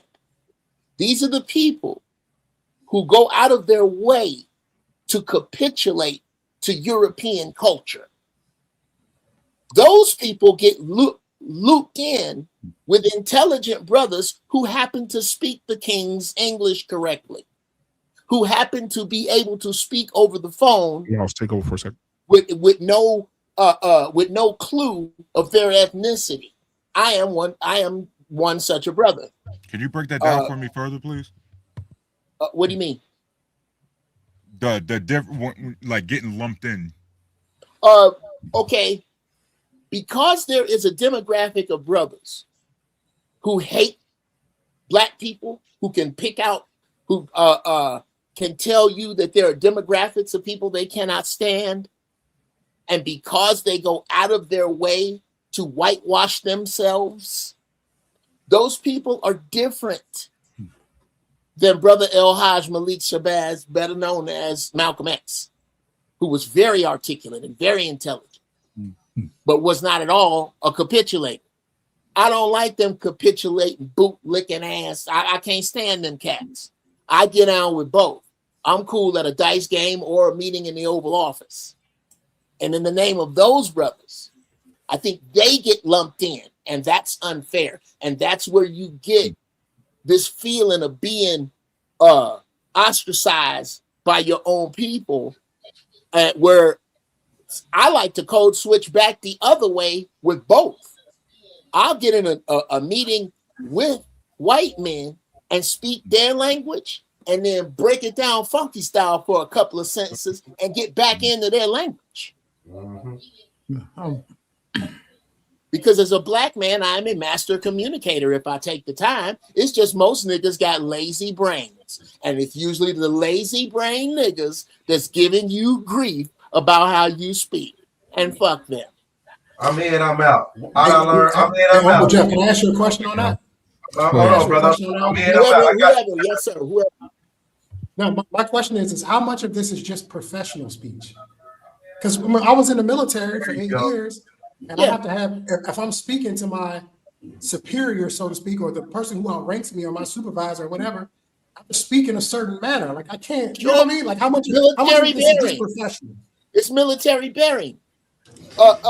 And Trey, a quick derail, and then I'll shut up. Trey, is it just me, or do you have a problem communicating with civilians because they can't tell you 50 yards, a mile, 3 feet left? They can't give directions to sit on their hands. Can I ask a question if you don't mind me? If you don't mind me, just like I asked a question earlier. Cubic inches. Here's my question. Hey John, every time you interrupt somebody, John, you gotta send $50. I already sent $150. But look, I think the mood of conversation wrong. I think what we're really, if I can really, explain something to you guys. Earlier, I explained to you, none of you guys make any money from other black people. So now I have another question for you. Oh, I do. Okay, hold on just a second. Okay, let's not get derailed. But here's the question I have for you. In the past couple of days, let's say in the past 5 days, how much money have you spent with black people? I answer that money. If you tie it back into the question of the topic of the panel. Yeah, I'm just curious to know. And then we got Marvelous Opinion after that. Yeah, I'm just curious to know. If you don't mind answering the question, how much money you spent with black people in the last 5? Now, I'm not talking about super chats or cash apps and nothing like that. I'm talking about for physical goods and services, plumbers, electricians, whatever. Whoever wants to answer, I'm curious I now. had a huge snowstorm and I had nothing but black kids shoveling snow. Okay, yeah, kids shoveling snow. Anyone else? Make sure you cut that grass too. Then you know what I'm saying? Anybody else? Cut that grass. All right, ain't nobody cutting grass right now, but anything else? Yes, I actually and these interactions with you, John, I'm going to refer to henceforth and forevermore as correctacoon moments. This correctacoon moment is being brought to you by the family secret, all natural. Keep it still. There it is. Cool enough for you. I make this butter. I'm not asking, okay, I got you. So, did you sell any of that? The question was, how much money have you spent with black people in the last, say, week or so? What's your answer to that? I didn't ask you for an advertisement. Just give me a number. Well, it's feminine to talk pockets. Okay, if you don't want to answer, that's fine. Move along. I'm gonna try. I'm gonna try if I can do it. Can I answer your question uninterrupted? I don't want you to be feminine. I don't want you to be feminine. All right, well, hey man, it's your. I can leave the shit. I can leave you ignorant. It doesn't matter to me. So I don't want you to be feminine. Okay, yeah, we'll leave it alone. Next question. John, let me ask you a question, John. Hold on, John. So, John, because you're derailing the whole show right now. So let me ask you a question. What does that have to do with the price of tea in China? Okay, I'm going to explain. Asking us who spent money with black people. I'm going to explain to you. I'm going to explain to you. Go ahead. You got 2 minutes, and then we're going to go up to Marvelous. You got 2 minutes. Go. Start now. Today, I spent $275. Alexa. With young blacks that most of you people, as you clearly say, most of you probably don't live in the ghettos or anything like that. There was a snowstorm. And here in DC, the young blacks out here trying to compete with the Hispanics, they don't really compete with them, but I hired the young blacks anyway. I can show you pictures of them on my channel if you want to see them. You probably wouldn't hire them. You probably wouldn't want them on your property, but I hired them nonetheless, you know. And that's the black ecosystem that most blacks have counseled themselves out of. And so the only thing they could buy from blacks is some grease to put in their hair, or some oil, or palm oil, or something to put on their body. But the physical services down on the street, cut my grass, move my furniture from this place to the next place, the blacks have canceled it out. To a man, the only people that were more or less doing snow removal in DC area, the whole DMV, millions of people, were Hispanics. But I found some blacks and hired them anyway. And I documented it on my channel. And this is what I'm saying. I thought you were going to get into the point of... How many of you blacks hired some blacks to shovel your snow? Bro, listen, real talk, I thought you was going to get into if you were working for yourself or had your own businesses, then you could be yourself. You wouldn't have to code switch because you're dealing with your people predominantly. Proximity allows you. Proximity allows you. Hold on, brother. I ain't show and tell nothing. I don't want to see nothing. I want to talk. I want to talk what we talking on. Hold on. I'm an old young guy, so I want people to get to the point. Yeah, I want people to get to the point about what you're talking about. My brain started. Let me get to the point. John, hold on, John, your 2 minutes up. Creator, go ahead. No, John, I'm sorry, Creator. Hold on, Creator. I'm gonna let you cook. Welcome, Angry Man, to the channel, man. What's going on, my brother? We got Marvelous Opinion in the building. Creator, I'm gonna let you go right after Marvelous. Then we're gonna get Angry Man in here. Go ahead, Marvelous. Hey, what's going on, panel? Good to see y'all guys. Been a while. Thanks for having the show. Shoot, man, the conversation kind of went left and right. But as far as code switching goes, the one I came up here because you talked about identity, and you said, when do you lose your identity? I think that people don't understand when it comes to them, you're never done. Meaning you're never done evolving, you're never done changing. There's always gonna be something different about you. So get out your mind that this is who I am. No, you're still alive. Who you are will be set in stone when you're done. Okay, that's how I look at life. So there is no true identity. If you say you have an identity, then you just put limitations on yourself. If you say I'm a rocket man or I'm a president, okay, that's all you is. But you could have been more. But you decided to say, this is who I am. You know what I'm saying? It's the same thing like when I work out, right? I go to the gym.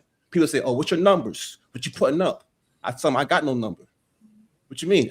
When I go to the gym, there is no numbers. I'm unlimited. I'm completely unlimited to what I want to do when I go to the gym. That's my mindset. I'm going there, do what I got to do, and that's it. I don't have to please my ego, compare stats, none of that stuff. Do what you got to do, focus on that, and do it. But you go in there with your mental, you only put limitations on yourself, like anything else. So just go in there, pick it up, learn something new as you're in there developing. Because you're not going to do the same repetitive thing in the gym. You're going there to grow, to learn. Same thing as you as an individual when it comes to who you are. You're growing, you're learning. You're not going to stop at just being the president or the father or whatever label you put yourself.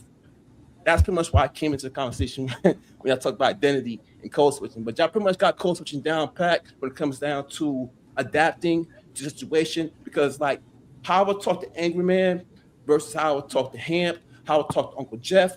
Everyone is pen. I'm going to talk to y'all very differently depending on your mannerisms, how you talk, how you approach, how you dress, all that. So we all going to adapt and play off each other anyway, just courtesy. Otherwise, you could be disrespectful or ignorant, one of the two. You Marvelous. Have you ever caught yourself code switching maybe between a different gym?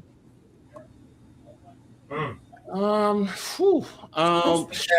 would say, yeah, you could kind of say so because some gyms don't have certain things for me. Right. So I'm going to do certain things that I want to do in the gyms because they don't have the equipment or the space. So I'm going to switch up my dynamics or even my expectations when I go into certain places. I'm like, oh, they're not going to probably cater to me the way this gym would, or even the staff, or even the food. It's just different expectations change up. So yeah. What about gyms with white women in them? Don't that make you code switch? No, I don't care about people in the gym. I will say this though, women in general, in comparison to just like when a woman goes in the gym, this every man I can speak for here. I already know. When a girl comes into the gym, are you not going to lift heavier? I'm just saying, like no, no. Hey, you're right. That's right there. I wanted to co-sign what you were saying, young man. I wanted to co-sign it. What he was saying earlier about going to I just kind of got back in the gym. But what he was saying earlier is the truth. Most people injure themselves with their ego in the gym. It's usually your ego that gets you hurt. And then he just put the dot on the I. When the girl come in here, don't you lift heavier. That's how you told your pet. I got FOMO. She ready to walk over here. I got FOMO. Okay, y'all, come on. Hey, but put two more up there. Yeah, so Real quick, man, I want to throw your damn bicep off the bone. Yeah. Marvelous got me out hype and shit. You know what I'm saying? I'm hyped. And then here she come. Like, now you gonna put in an extra set. Fuck your set off. Yeah. Right, now we got Anger Man in the building, man. I want to get him in. Anger Man, what's going on, my brother? What are your thoughts? I know you've been watching and balling over there, stirring the gumbo, so it's time to serve it. Go ahead, brother. What's good? Y'all can hear me? Yeah, we hear you good. Yeah. Go ahead. 1 2 1 2. So there's no such thing as code switching. Doesn't exist.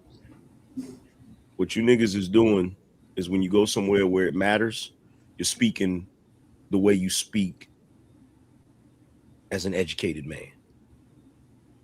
When you're hanging around your homies and all of that shit, you're speaking lazily. That's all you're doing. It's not code switching. Because at the end of the day, whenever you hear somebody saying, oh, you're talking white, you're actually not talking white. You're either talking educated or you're speaking uneducated. The only problem is niggas in the hood associate education with white people and ignorance with black people. So anytime you hear a nigga talking ignorant, you're like, oh yeah, he using slang, he using, that's our lingo, that's the way we speak. And you don't even realize that's the language of poor European whites. Thank you. So you're still, so if you want to try to say you're speaking white when you're speaking in an educated manner, you're also speaking white when you speak in an uneducated manner, if you want to put it that way. Mm-hmm. But in my opinion, you're either doing one of the two. You're either speaking educated or you're speaking uneducated. Angry man, like you said, or proper or lazy. That's another fair back and forth, right? No, I don't like the proper. That's why I like when he said educated or uneducated, because it takes away saying that it's either proper or non-proper, right? So that it takes it beyond culture as well. It's because it don't matter what culture you from, you either speaking with some sense or you speaking like you don't have no sense. And so, however I communicate that, whatever culture that is, you're gonna identify. If I pull up in your hut village, and you may not understand what I'm saying, but if I'm moving some type of way, or if I'm moving my eyebrows and I'm, and any man's gonna feel, I don't know what he's saying, but we getting ready to spear this sucker here. You know what I'm saying? That's communication. So we either speaking educated, I like that, either educated or uneducated. Just simple to the point. If the small difference in between me having a successful negotiation is in the manner in which I speak, guess what I'm gonna sound like? I'm gonna sound like Carlton from Fresh Prince. If that means that I'm gonna get this deal done. Look, here's the thing. Here's the thing. When you go like I'm the most educated man on the planet, then that's exactly what I'll do. Here's the thing. And vice versa. If the deal needs that I need to relate back to my DC roots, so that me and him can relate, that I can build that rapport with him, and I'll do that too. But I'm gonna do what's necessary to get the deal done. Communication is the only barrier that's stopping me. That's easy work. And there's the problem right there. The last part that you said. It's the bigotry of low expectations. Just because a black man speaks slang doesn't mean he can't understand you when you speak in educated. That's you're assuming he can't understand you. That is the bigotry of low expectations. Bruh, I gotta throw a flag on that play. Go ahead. Because I think and I'm gonna try to say this as fast and the way it's in my head, I'm trying to get it out. I don't think that speaking in colloquialism implies ignorance. I don't think it I deal with too many slick dudes. I deal with some of the smartest cats I know, the street dudes that I deal with on a regular, that I don't talk like I would speak in other areas. Then why code switch? Why code switch? Yeah. Exactly. Well, number one, there's this old saying that I didn't make up: "When in Rome." That's number one. I don't have a problem making the people I'm around feel comfortable, because quiet as it's kept, I'm more comfortable around the niggas than I am around proper people. I just happen to speak English very well, and I make my living writing words. Can I chime in? Can I ask a question? Yeah. Do you live around? We stop you. Well, Jeff, you say you're comfortable around the blacks. I ain't gonna say the word you said, but do you live around the blacks? Do I live around black people? Like you live in? Yeah, I'm asking. It depends. Like, what is I don't live in one residence. Of your neighborhood? What's it? Okay, I'll answer that. One of my residences is I'm talking about where you live. Yeah, where you live. I live in. Well, I'm trying to answer you. I'm gonna try one more time, and then I'll leave you ignorant. I have two homes in Southern California. Okay. One of them, there are very few black people around. Okay. The other one, you leave your house one way, it's people walking small dogs. You leave the other way, it's helicopters and police.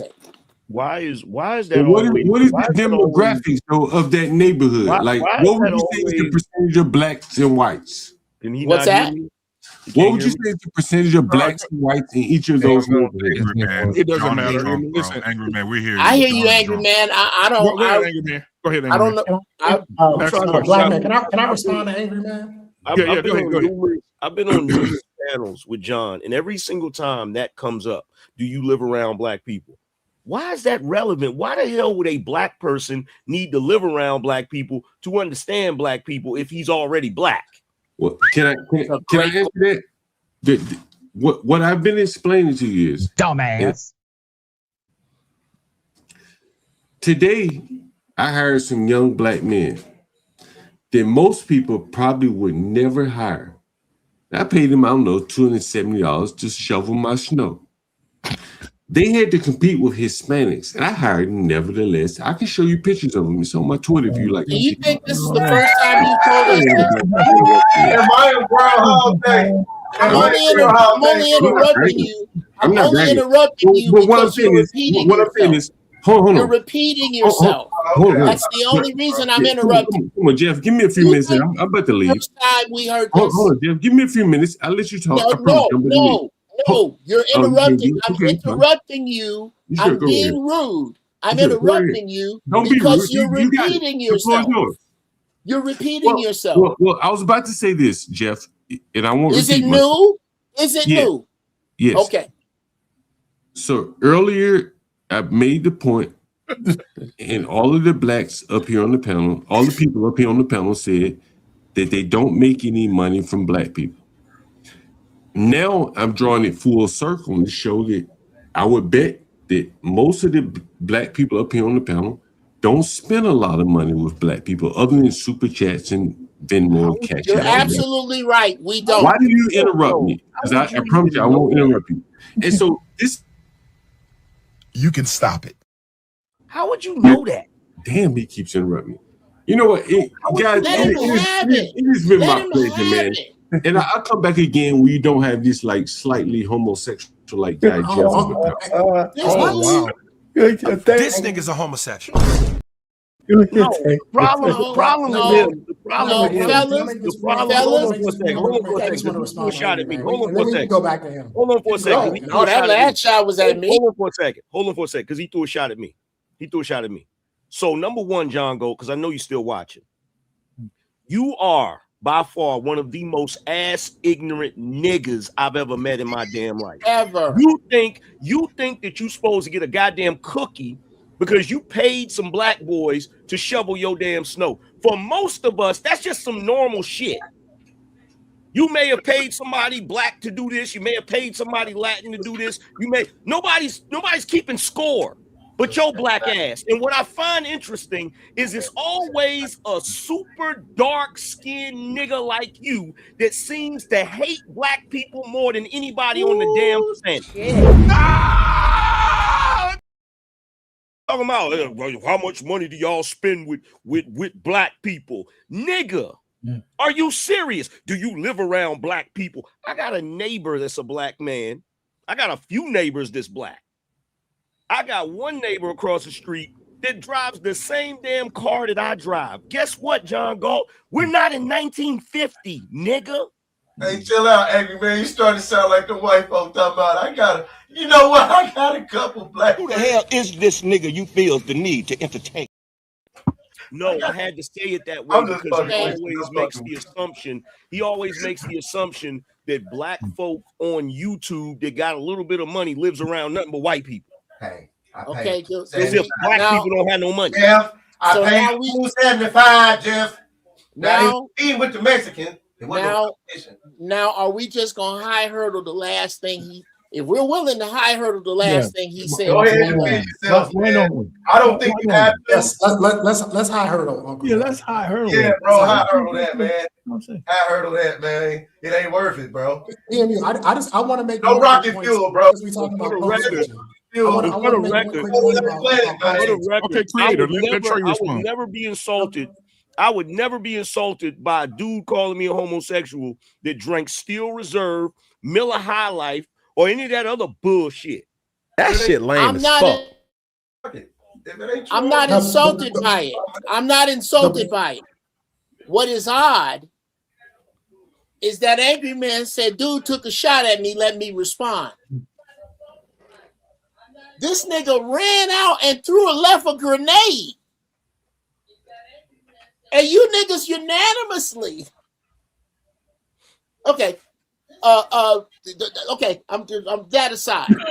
Let's take a good look at this panel. Here's John Galt's problem. It's the same problem as that other. He looks like a struck match. What's his name? Little ant-looking dude. Yeah. Chaotic Truth. I hope you see this. It's them. Take a good look at this panel. This panel is made up of. This panel is comprised of the dudes that these kind of dudes, when they were in high school, would take 2 months of confidence waiting on the dance to ask this girl to dance. And this panel is made up of the niggas who will walk up and take her and go out in the parking lot and bang her in the car. That's the problem. Is the level of dude. When you look at these dudes that's always mad at women, these dudes that's always mad at black people, they follow a certain pattern. They wore brown socks to gym class. They was them dudes. Look real close at it. Take a good look. It's always gonna be that. It's always gonna be that dude that got something to say about your sexuality a lot, and I get that a lot from cats. But if there's anything about me that make you think that, then that's something you need to work out with your therapist. That don't have nothing to do with me. What I'm really getting at. You on that, Trey? Take a look at the dudes that swim upstream of the common thinking of this room.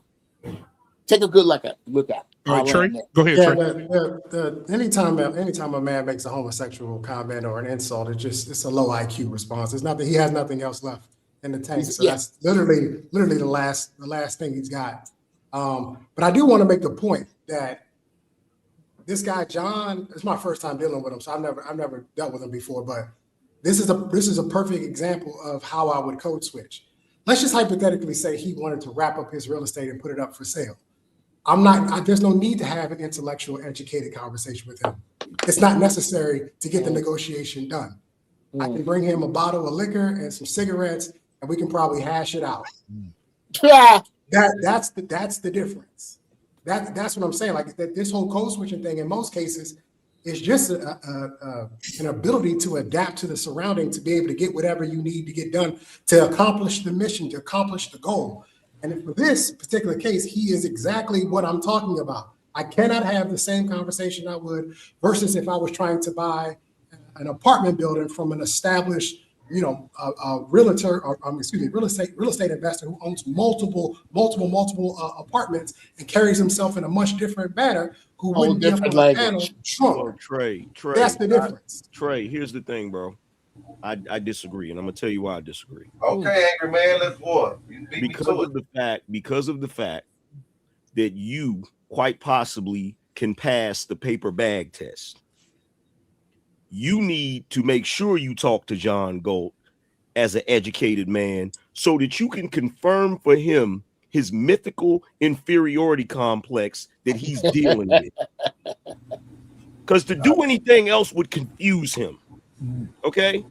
He needs to know, he wants to understand that anything that is 2 shades lighter than a paper bag must be superior to his black ass, because every time he gets on a panel, he makes it a point to talk about the blacks as if his ass ain't as black as a damn tar. So I hear the point. I don't hear that. I hear y'all like having to switch up. So sometimes y'all be the people that cause people like me and even John to have to go off on our own, because when we come to y'all and y'all got the game or y'all got the opportunity, y'all the ones that tell us no because I'm talking the way I'm talking, right? And if you came to me and I'm talking the way I'm talking with a pack of squares and some beer, you just lost my business, because it don't matter how I act. I'm hiring you. Respectfully creator, you haven't bro. come up here once and been condescending about black people. Anger man, or bro. anyone. You see Anger what I man. mean? But I hear what he's trying to. I think I know what he's trying to do. Anger man, I ain't It's not coming out properly, but I Anger think man, I know where he's going. And that's because he's drunk and high, creator, not really a That's good why I image, can't right? I can't take that energy, brother. I cannot. I don't want to hear that shit. I'm the same guy. You might be spitting the whole game, but because of the way it's slurred and no, he's not. He's not. Anyway, I'm gonna say the only reason I came back up, Anger man. Look, I didn't shoot no arrow at you. Right And Jeff, I want to apologize. I want to apologize for saying that to you. And so that's the only reason I came back up, bro. I ain't got no problem with you, Anger man. I ain't got no problem with you, Jeff. The point I'm trying to make is like, as I started off with the whole gross margin thing, it may not apply to all of you, may not apply to any of you, but for some of you, again, I'm down here on the street level. I make a lot of money with black people. And I think that a lot of black people. Do they know how you feel about them? Well, let me finish it, because it's not about how I feel about black people. Because, like, bro, I do a lot of business with black people going and coming. And I think that for a lot of the black people, I'm black. I'm black through and through, so we don't have to debate that. But I'm just saying that, like, for a lot of us, I think we will find it a lot easier doing business with black people than white people. Now, where we find our lane to do that, I found my lane as a landlord. You may find your lane as whatever, a liquor store or whatever. And Anger man, again, I ain't taking no exception to you calling me super black, whatever. I don't have a problem with that. I ain't got no problem with my complexion. You but should. I'm just you do. I'm just you do. No, I don't. I promise. You I haven't even mentioned. Look, Anger man, I didn't even mention complexion. Anger man, let's be honest. Come on, bro. Anger man, let's be straight, bro. Anger man, I didn't mention your complexion the whole time I came up here. I don't have no problem with no light-skinned black people. I got light-skinned black people in my family. Okay, Anger man, go ahead and respond. Go ahead. Let's not get this twisted so that you understand me. The whole reason I brought that up is because you shouldn't have a problem with your complexion. That's why I brought it up. You feel what I'm saying? But when you speak about blacks the way you do, first of all, when you say the blacks instead of black people, even that alone, and you know what you're doing when you do it. You feel what I'm saying? When you say the blacks instead of black people, you're implying certain things. I know what you're implying. Nah, you're taking it the wrong way. No, I'm not. No, because I don't mention race. Because again, Anger man, like what I'm saying Shut the fuck up. Shut the fuck up. But nigga slap fire out. I don't mention color. Like I've been up here an hour or so. I ain't mention no color like light skin, blacks, or dark. I ain't mention that. I didn't mention that. You didn't hear me mention John, you said the blacks, bro. You keep saying the blacks. You said the blacks. That's everybody. That includes the light skin and the dark skin. I didn't mention light skin versus dark skin. You got a lot of memes and shit. I didn't light skin. Appreciate the nuance, I didn't say that. Right? You said the blacks. Okay, go ahead. Anger man, you got Uncle Jeff, go ahead. I'm confused, John, as to if you understand, which you seem to, that as black men, as black people, we can all rally around the term the blacks being taken as derogatory. What's wrong with it? Let's just say that there's nothing wrong with it, but we think it is. You black? Do you think you're black? I think I'm trying to make a point, and I think you're interrupting me. Because I don't care what you're asking me because it's not your turn to speak. Go ahead. You make a little point. Go ahead. I'm sorry. Again, I need you to tell me why it is, if as a consensus of black men, and at least I respect these brothers here. I think we're all intelligent here.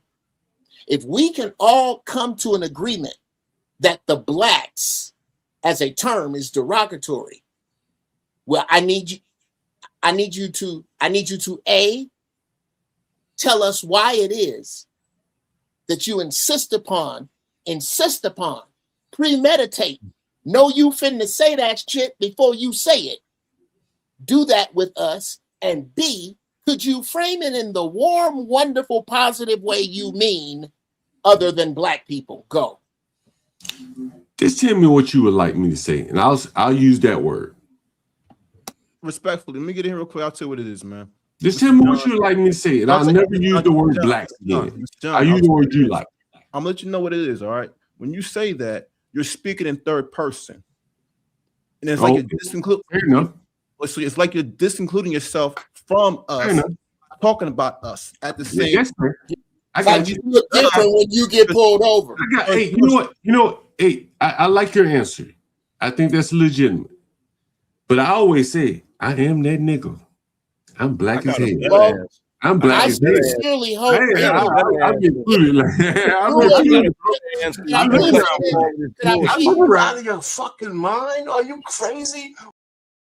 I got a better answer. Around blacks. None of you other people live around blacks. Real quick, angry man, if I could. It would hurt my heart to know. It would hurt my heart to know, John, that you miss the vitriol I have for you. I hope you understand that I would unplug your life support to charge my cell phone. I really want to make that clear. Okay, please, great. God, let me not miss you with all the vitriol, sarcasm, underhandedness. Okay, whenever I come at you, please know it is either something foul to say or something to point out your acrid foulness. Gotcha. All right. All right. See, this is what I'm saying. This is like woman sorry, like man. Go right ahead. This is like woman like behavior, but go right ahead. I got a better answer that cuts through all the bullshit.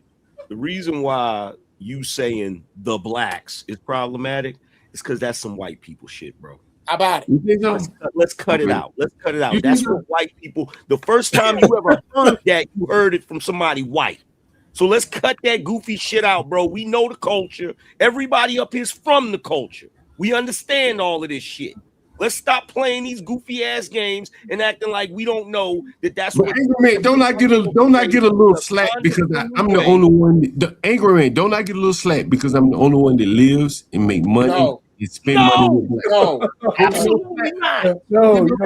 Fair enough. All right. You get more. Hold on, no. You should know better. Look, you get more ridicule simply because of how black your ass is. You understand that? Like let's be real, bro. Are you saying I'm too black? Are you saying I'm like what I'm saying is, as black as you are, you I'm should know better. I'm a nigga. Wait a minute. I'm a real nigga. I'm a real nigga. Are you saying like I'm a real nigga type nigga? Are you saying that I'm like a black You call me black early. You call me super black early. And I'm like am I like a super black ass nigga to you? Am I like a super black ass nigga to you? Burn every ounce of those. No, you call me a super black. You call me a super. Your flat Pillsbury biscuit pink pudding pop. Go get your flat assed Pillsbury dough biscuit pink Pop Tart and get your ass up off my live.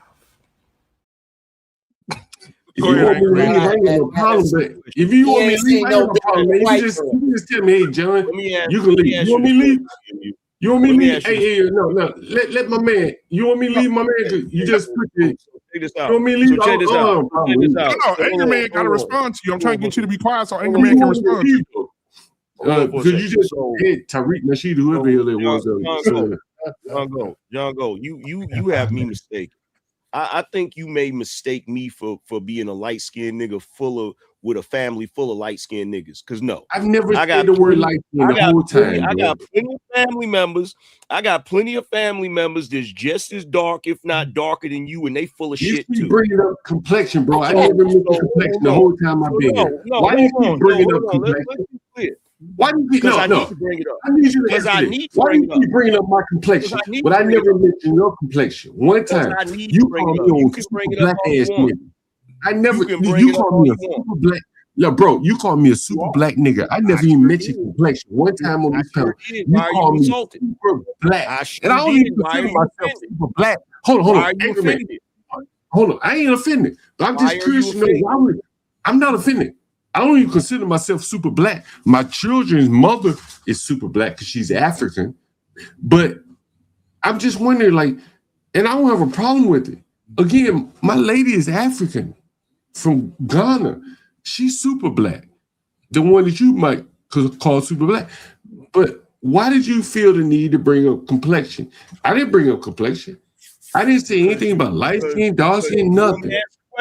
You want me to answer Yeah, the question? yeah. Why did you call me super black? Because you are too black to be acting the way you acting. That's why. That's why. And if you from the culture, you know exactly what the hell I mean. Do you think I'm know super exactly black? What I mean. I got you. Okay, let's have a back and forth, Anger Man. Do you think I'm super black? And what does it have to do with it? What it has to do with is you acting like Uncle Ruckus. You acting like you're a white man. No. But why? No. I get that. But why did you call me? But there are probably a lot of people in the chat that are damn near my complexion. Why are you offended, nigga?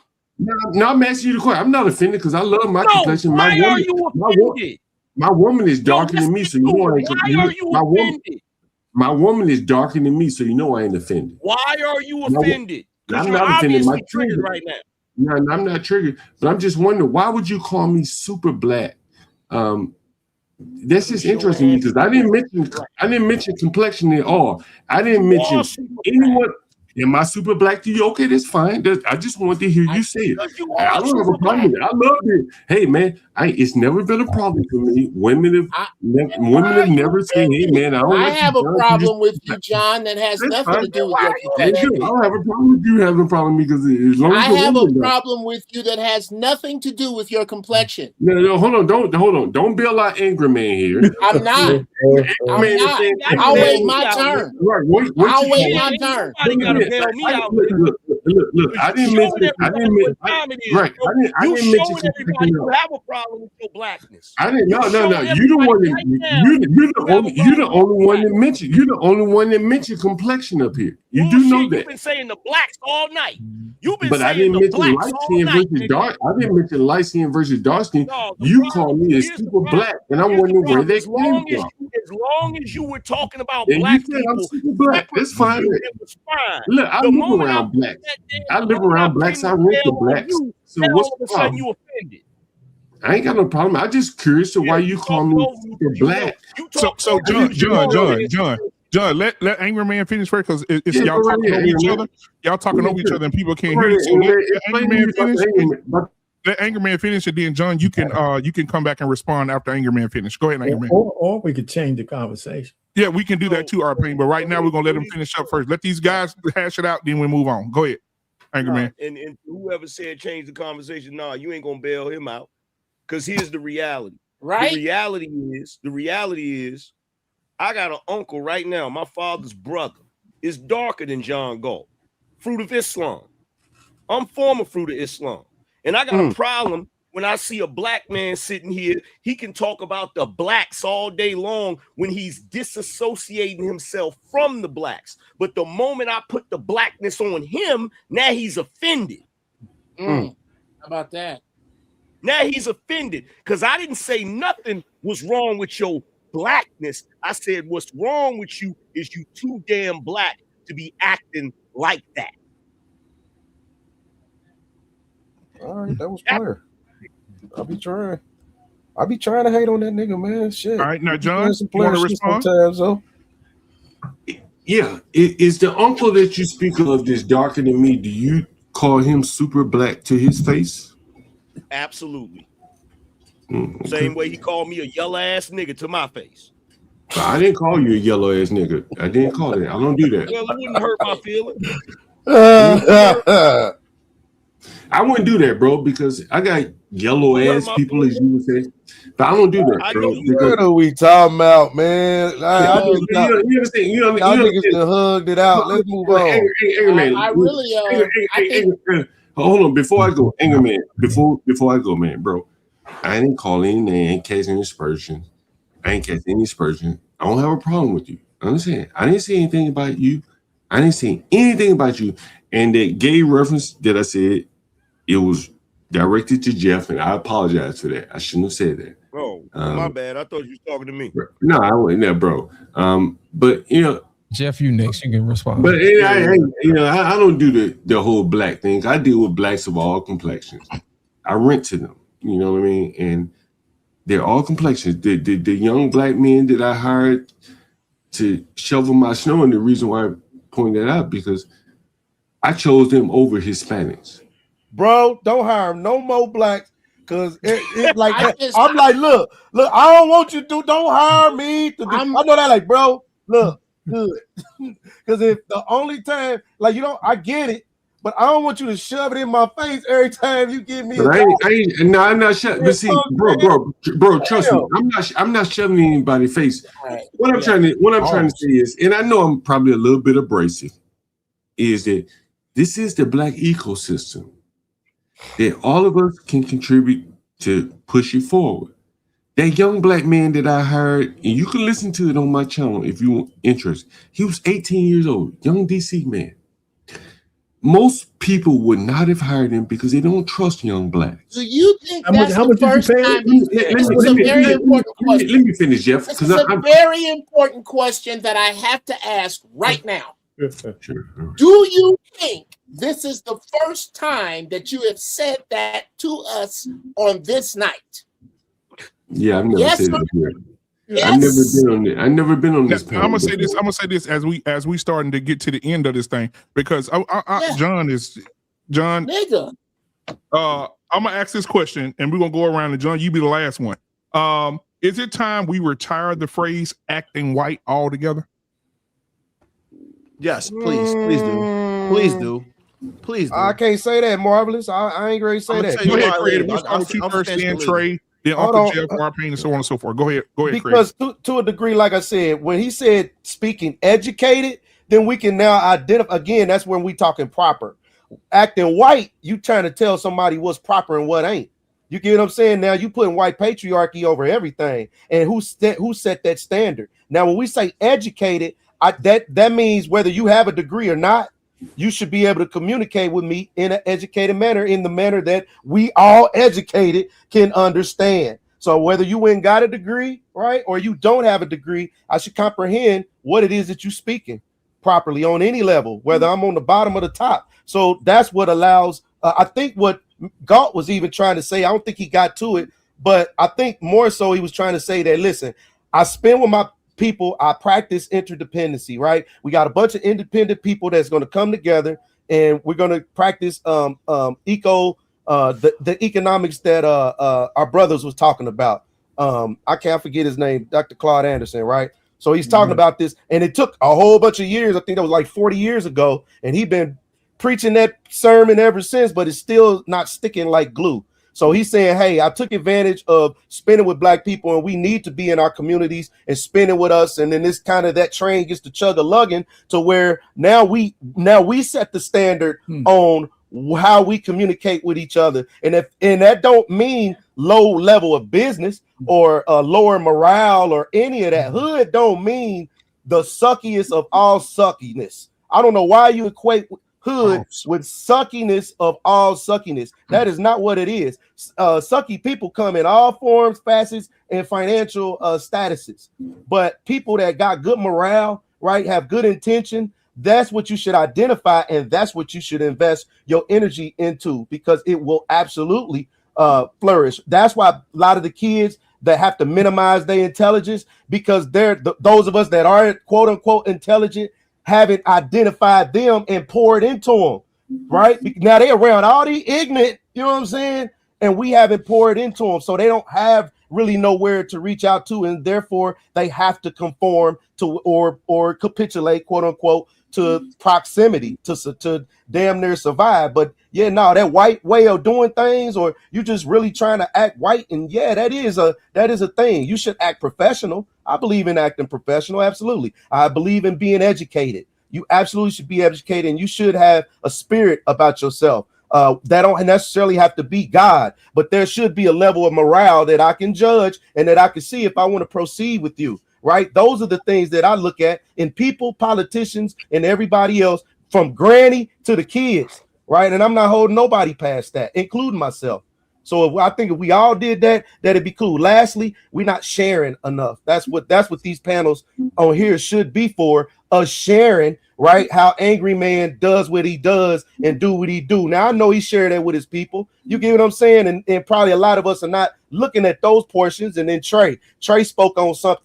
Y'all like my brothers now, whether y'all know it or not. You get what I'm saying? And I'll be like that little brother. I'm all on you. I'm on you. You talking and you know ain't nobody listening. I'm the guy that's listening for real, but I gotta act how I act. You understand? So believe me, there are a lot of us's like us out here who's listening. Just speak that proper stuff, man. Don't try to maintain and stay on rhetoric that's actually going to benefit our men, even though you don't think nobody's watching or think nobody's listening.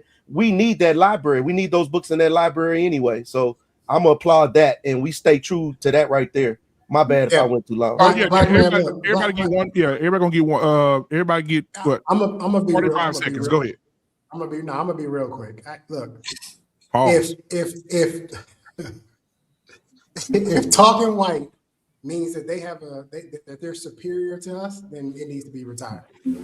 If that's because that's how it's always been given to me growing up, is that, oh, you just trying to sound like white people as saying that they're superior to us.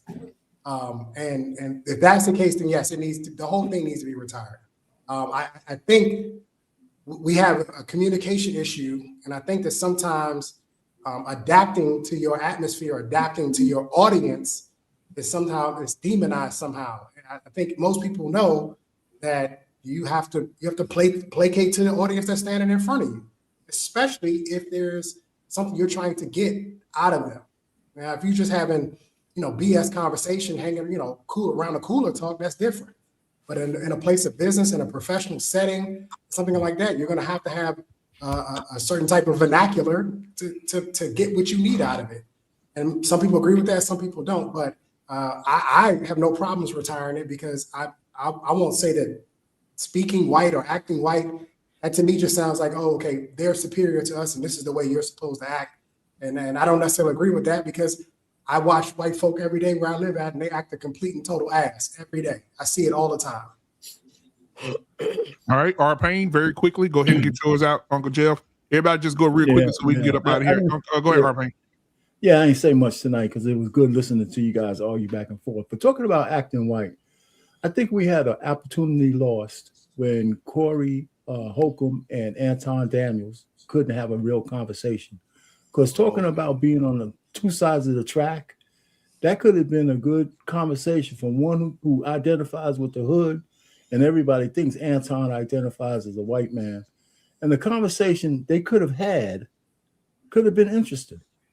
And it went left too fast, so it was an opportunity lost, and I just want to leave that there, because I think that's apropos to what we're talking about here. Now, whether we think each one of those guys are clowns, they could have had a good conversation because they believe what they believe, and that whole dichotomy, the bifurcation of the Black community was embodied in that particular conversation, or it could have been, and they blew it. I'll just land that there. I don't want to go down that rabbit hole, but I thought they had an opportunity to do something good for everybody as a conversation. And When have you ever seen a black man and a nigga have a discussion and it don't end like that? That's what I'm saying. That's what's an opportunity lost. It always ends like that. It always ends like that. It was quick though. It was like 5 minutes. Uncle Jeff, go ahead. Uncle Jeff, go ahead. What's your final thoughts on that? Well, first I want to co-sign what my man just said, what Brother Payne just said. Number two, I disagree with getting rid of talking white and those phrases, because they clearly identify the cretins who use them. I think it's cubic thinking. Y'all have heard me break down square, cube, tesseract thinker. A cube thinker will accept new information in only if it fits what he already has. I think the throwing out of this language stops you from taking the position that all information, no matter how small, is power. So if I know that you use this terminology, I already know what wavelength you're on. I know you just told me about the closest 5 niggas around you. So I am not going to throw that out, but I'm on some Jedi shit. Get on some Jedi shit is what I'm saying. All right. So you're saying defense real quick. You kind of using it as defense, if you will. It's Absolutely. information. Or as offense, as information. It's information, though. It's That's fluid. number one. It's for what I need it for. Right, I'm not going to throw it out as in, no, I won't. I'll put that in my back pocket. I'm going to use that later. All right, go ahead, Tyrus. BMU, I don't know. Right now, the terminology, a lot of this stuff is like a lot of other things. It's open to interpretation. Everybody has different definitions. And this is just 10 men amongst many that's going to have their own interpretations of what we're talking about. I might have actually leaned one way, maybe to getting rid of it prior to this panel. But after listening tonight and like just taking it in good faith, I don't know. All right, appreciate you, brother. Marvelous. Yeah, I say get rid of it because I look at the mindset that created that, and I don't like it. There was a Chinese man who once said he'll never understand why whites or why blacks tend to want to be in the shadows of whites. Everything we got to do is in contrast and comparison to them, and it's sickening. I'm tired of us having to prove that we're one way and they're another way. It shows that we're insecure. We don't know ourselves. We don't trust ourselves. And it shows in everything we do when we communicate. It's all like projection. And we're doing too much trying to protect the name of, but then we just can't be of ourselves. Trying to really identify who we are. And then even when it comes to just saying that, it's like no real, it's like, it's not even supposed to be no shame in it. It's supposed to be just like, yo, like someone tells me you acting white or whatever else, it's like, okay, yeah, it's like to Jeff's point, I can just counter that and be like, okay, I understand your mindset, but I understand that mindset is weak. Because why are you comparing yourself to white people in the first place? That's why I personally would like to get rid of it, because I don't want the mindset to exist. That's why I say get rid of it, because I don't want the mindset to exist. But I understand Jeff, because it's going to automatically, because I can't just snap my finger like Thanos and just get rid of it. But if you gave me a choice, yeah, I'll get rid of it straight up. I would love to have that conversation with you. You can. Yeah. Angry man. Should we just abolish acting white altogether? Well, I mean, it's for one, it's ignorant because we're all in the same culture, the overall culture. You know, we're all Americans. So we all have certain commonalities that we do as Americans, both black and white. Now, of course, we have our subcultures. You feel what I'm saying? Where you have white people got their little subculture and we got our little subculture. You feel me? Where there's some nuance. You know what I'm saying? Like I may not like Coldplay. You feel what I'm saying? But then there's some brothers that do like it. You feel me? So we have our little nuances. So for me, I just find I feel like the whole concept of, oh, you acting white, that is to me, that's black desperation. That's black people trying their best to, because we've spent a lot of time in this country trying to forge our own identity that is separate from white people. And so because we've been trying to forge that identity, we lash out on some, why you acting white, or that's some white people shit or whatever, right? So it's just us, in my opinion, it's trauma. It's us lashing out because we know what our history is in this country. We know what was taken from us. You feel me? But we also have to understand that when you do things out of trauma, when you do things lashing out, it's a reaction. You feel what I'm saying? It's not, it may not be the best thing to be doing. What we have to recognize as black people is that we do have culture. We have a rich culture here in America. We don't even got to go all the way back to Africa for it. You feel what I'm saying? So telling a brother that he sounds white or he's acting white because he speaks in an educated manner, to me, that's a slap in the face to all our forebearers that fought so hard for education.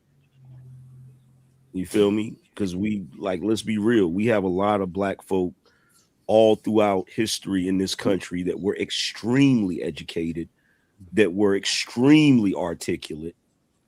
You feel what I'm saying? And could speak extremely well and had no problem in academia or any of those spaces.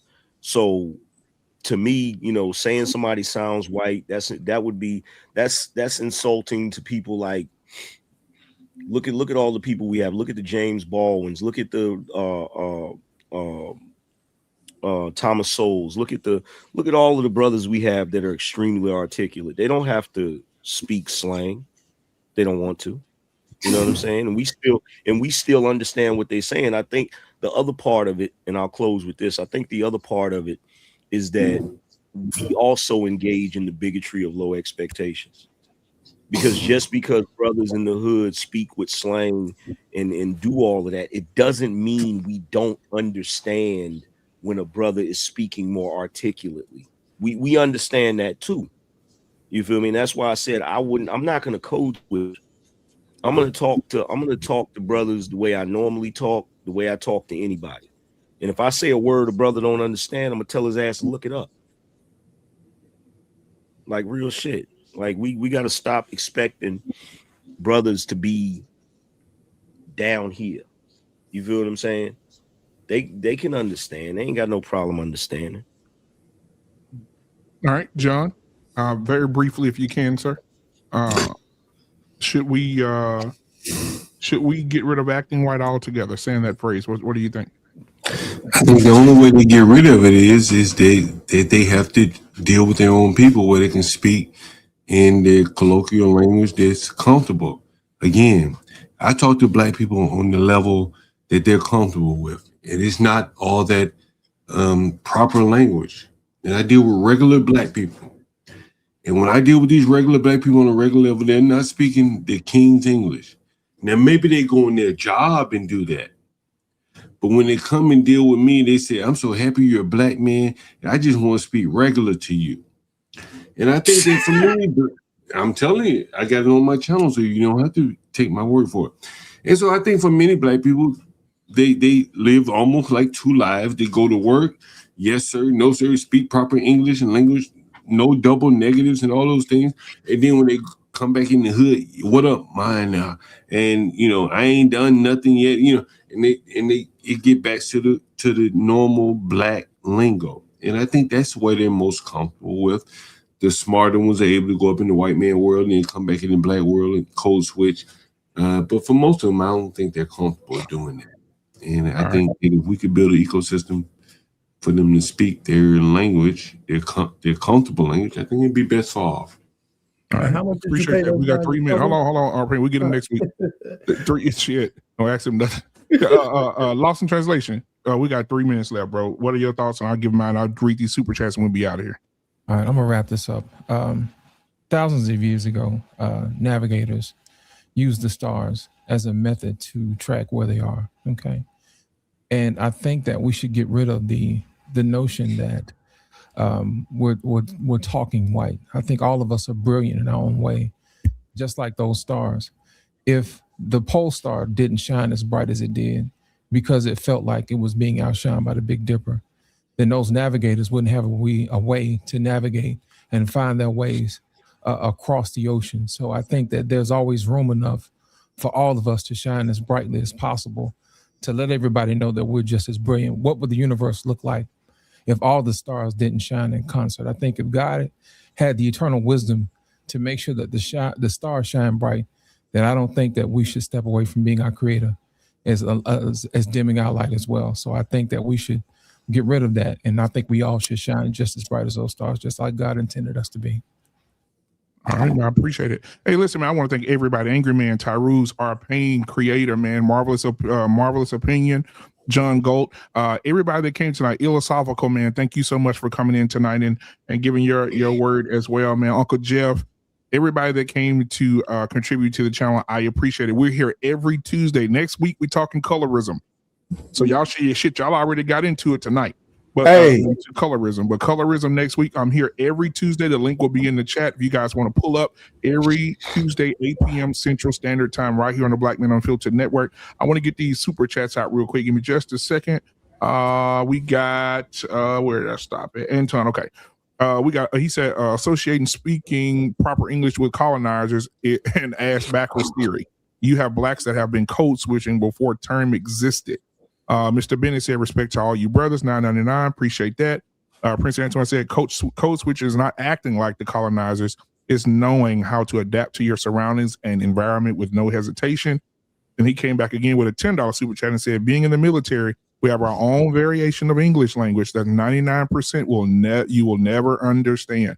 All right. I appreciate you, brother, for that. Again, every Tuesday. So creative, if you want to come back next week, man, come back next Tuesday. We're talking colorism. Marvelous, you already know all y'all are welcome. John, you welcome back as well, because I think that anytime we have a conversation, both parties don't have to always agree, and everybody needs to have that conversation. So I appreciate you guys, man.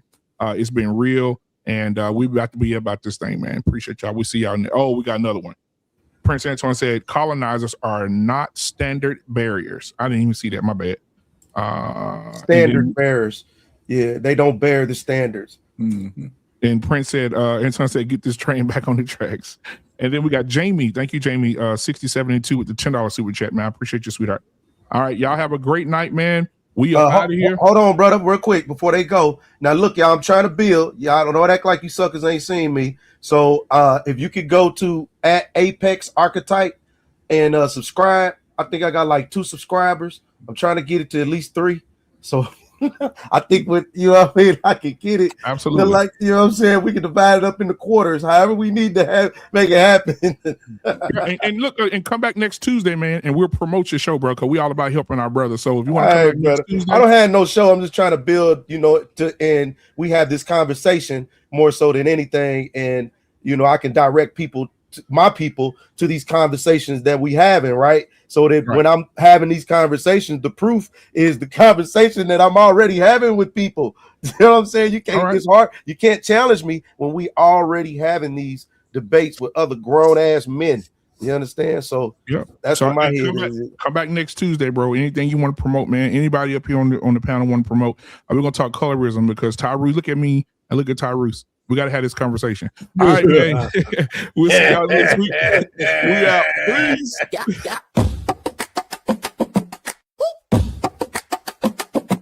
Yeah. Chest thumping, boom like a baseline pound. King Kong step and make the whole earth bow. But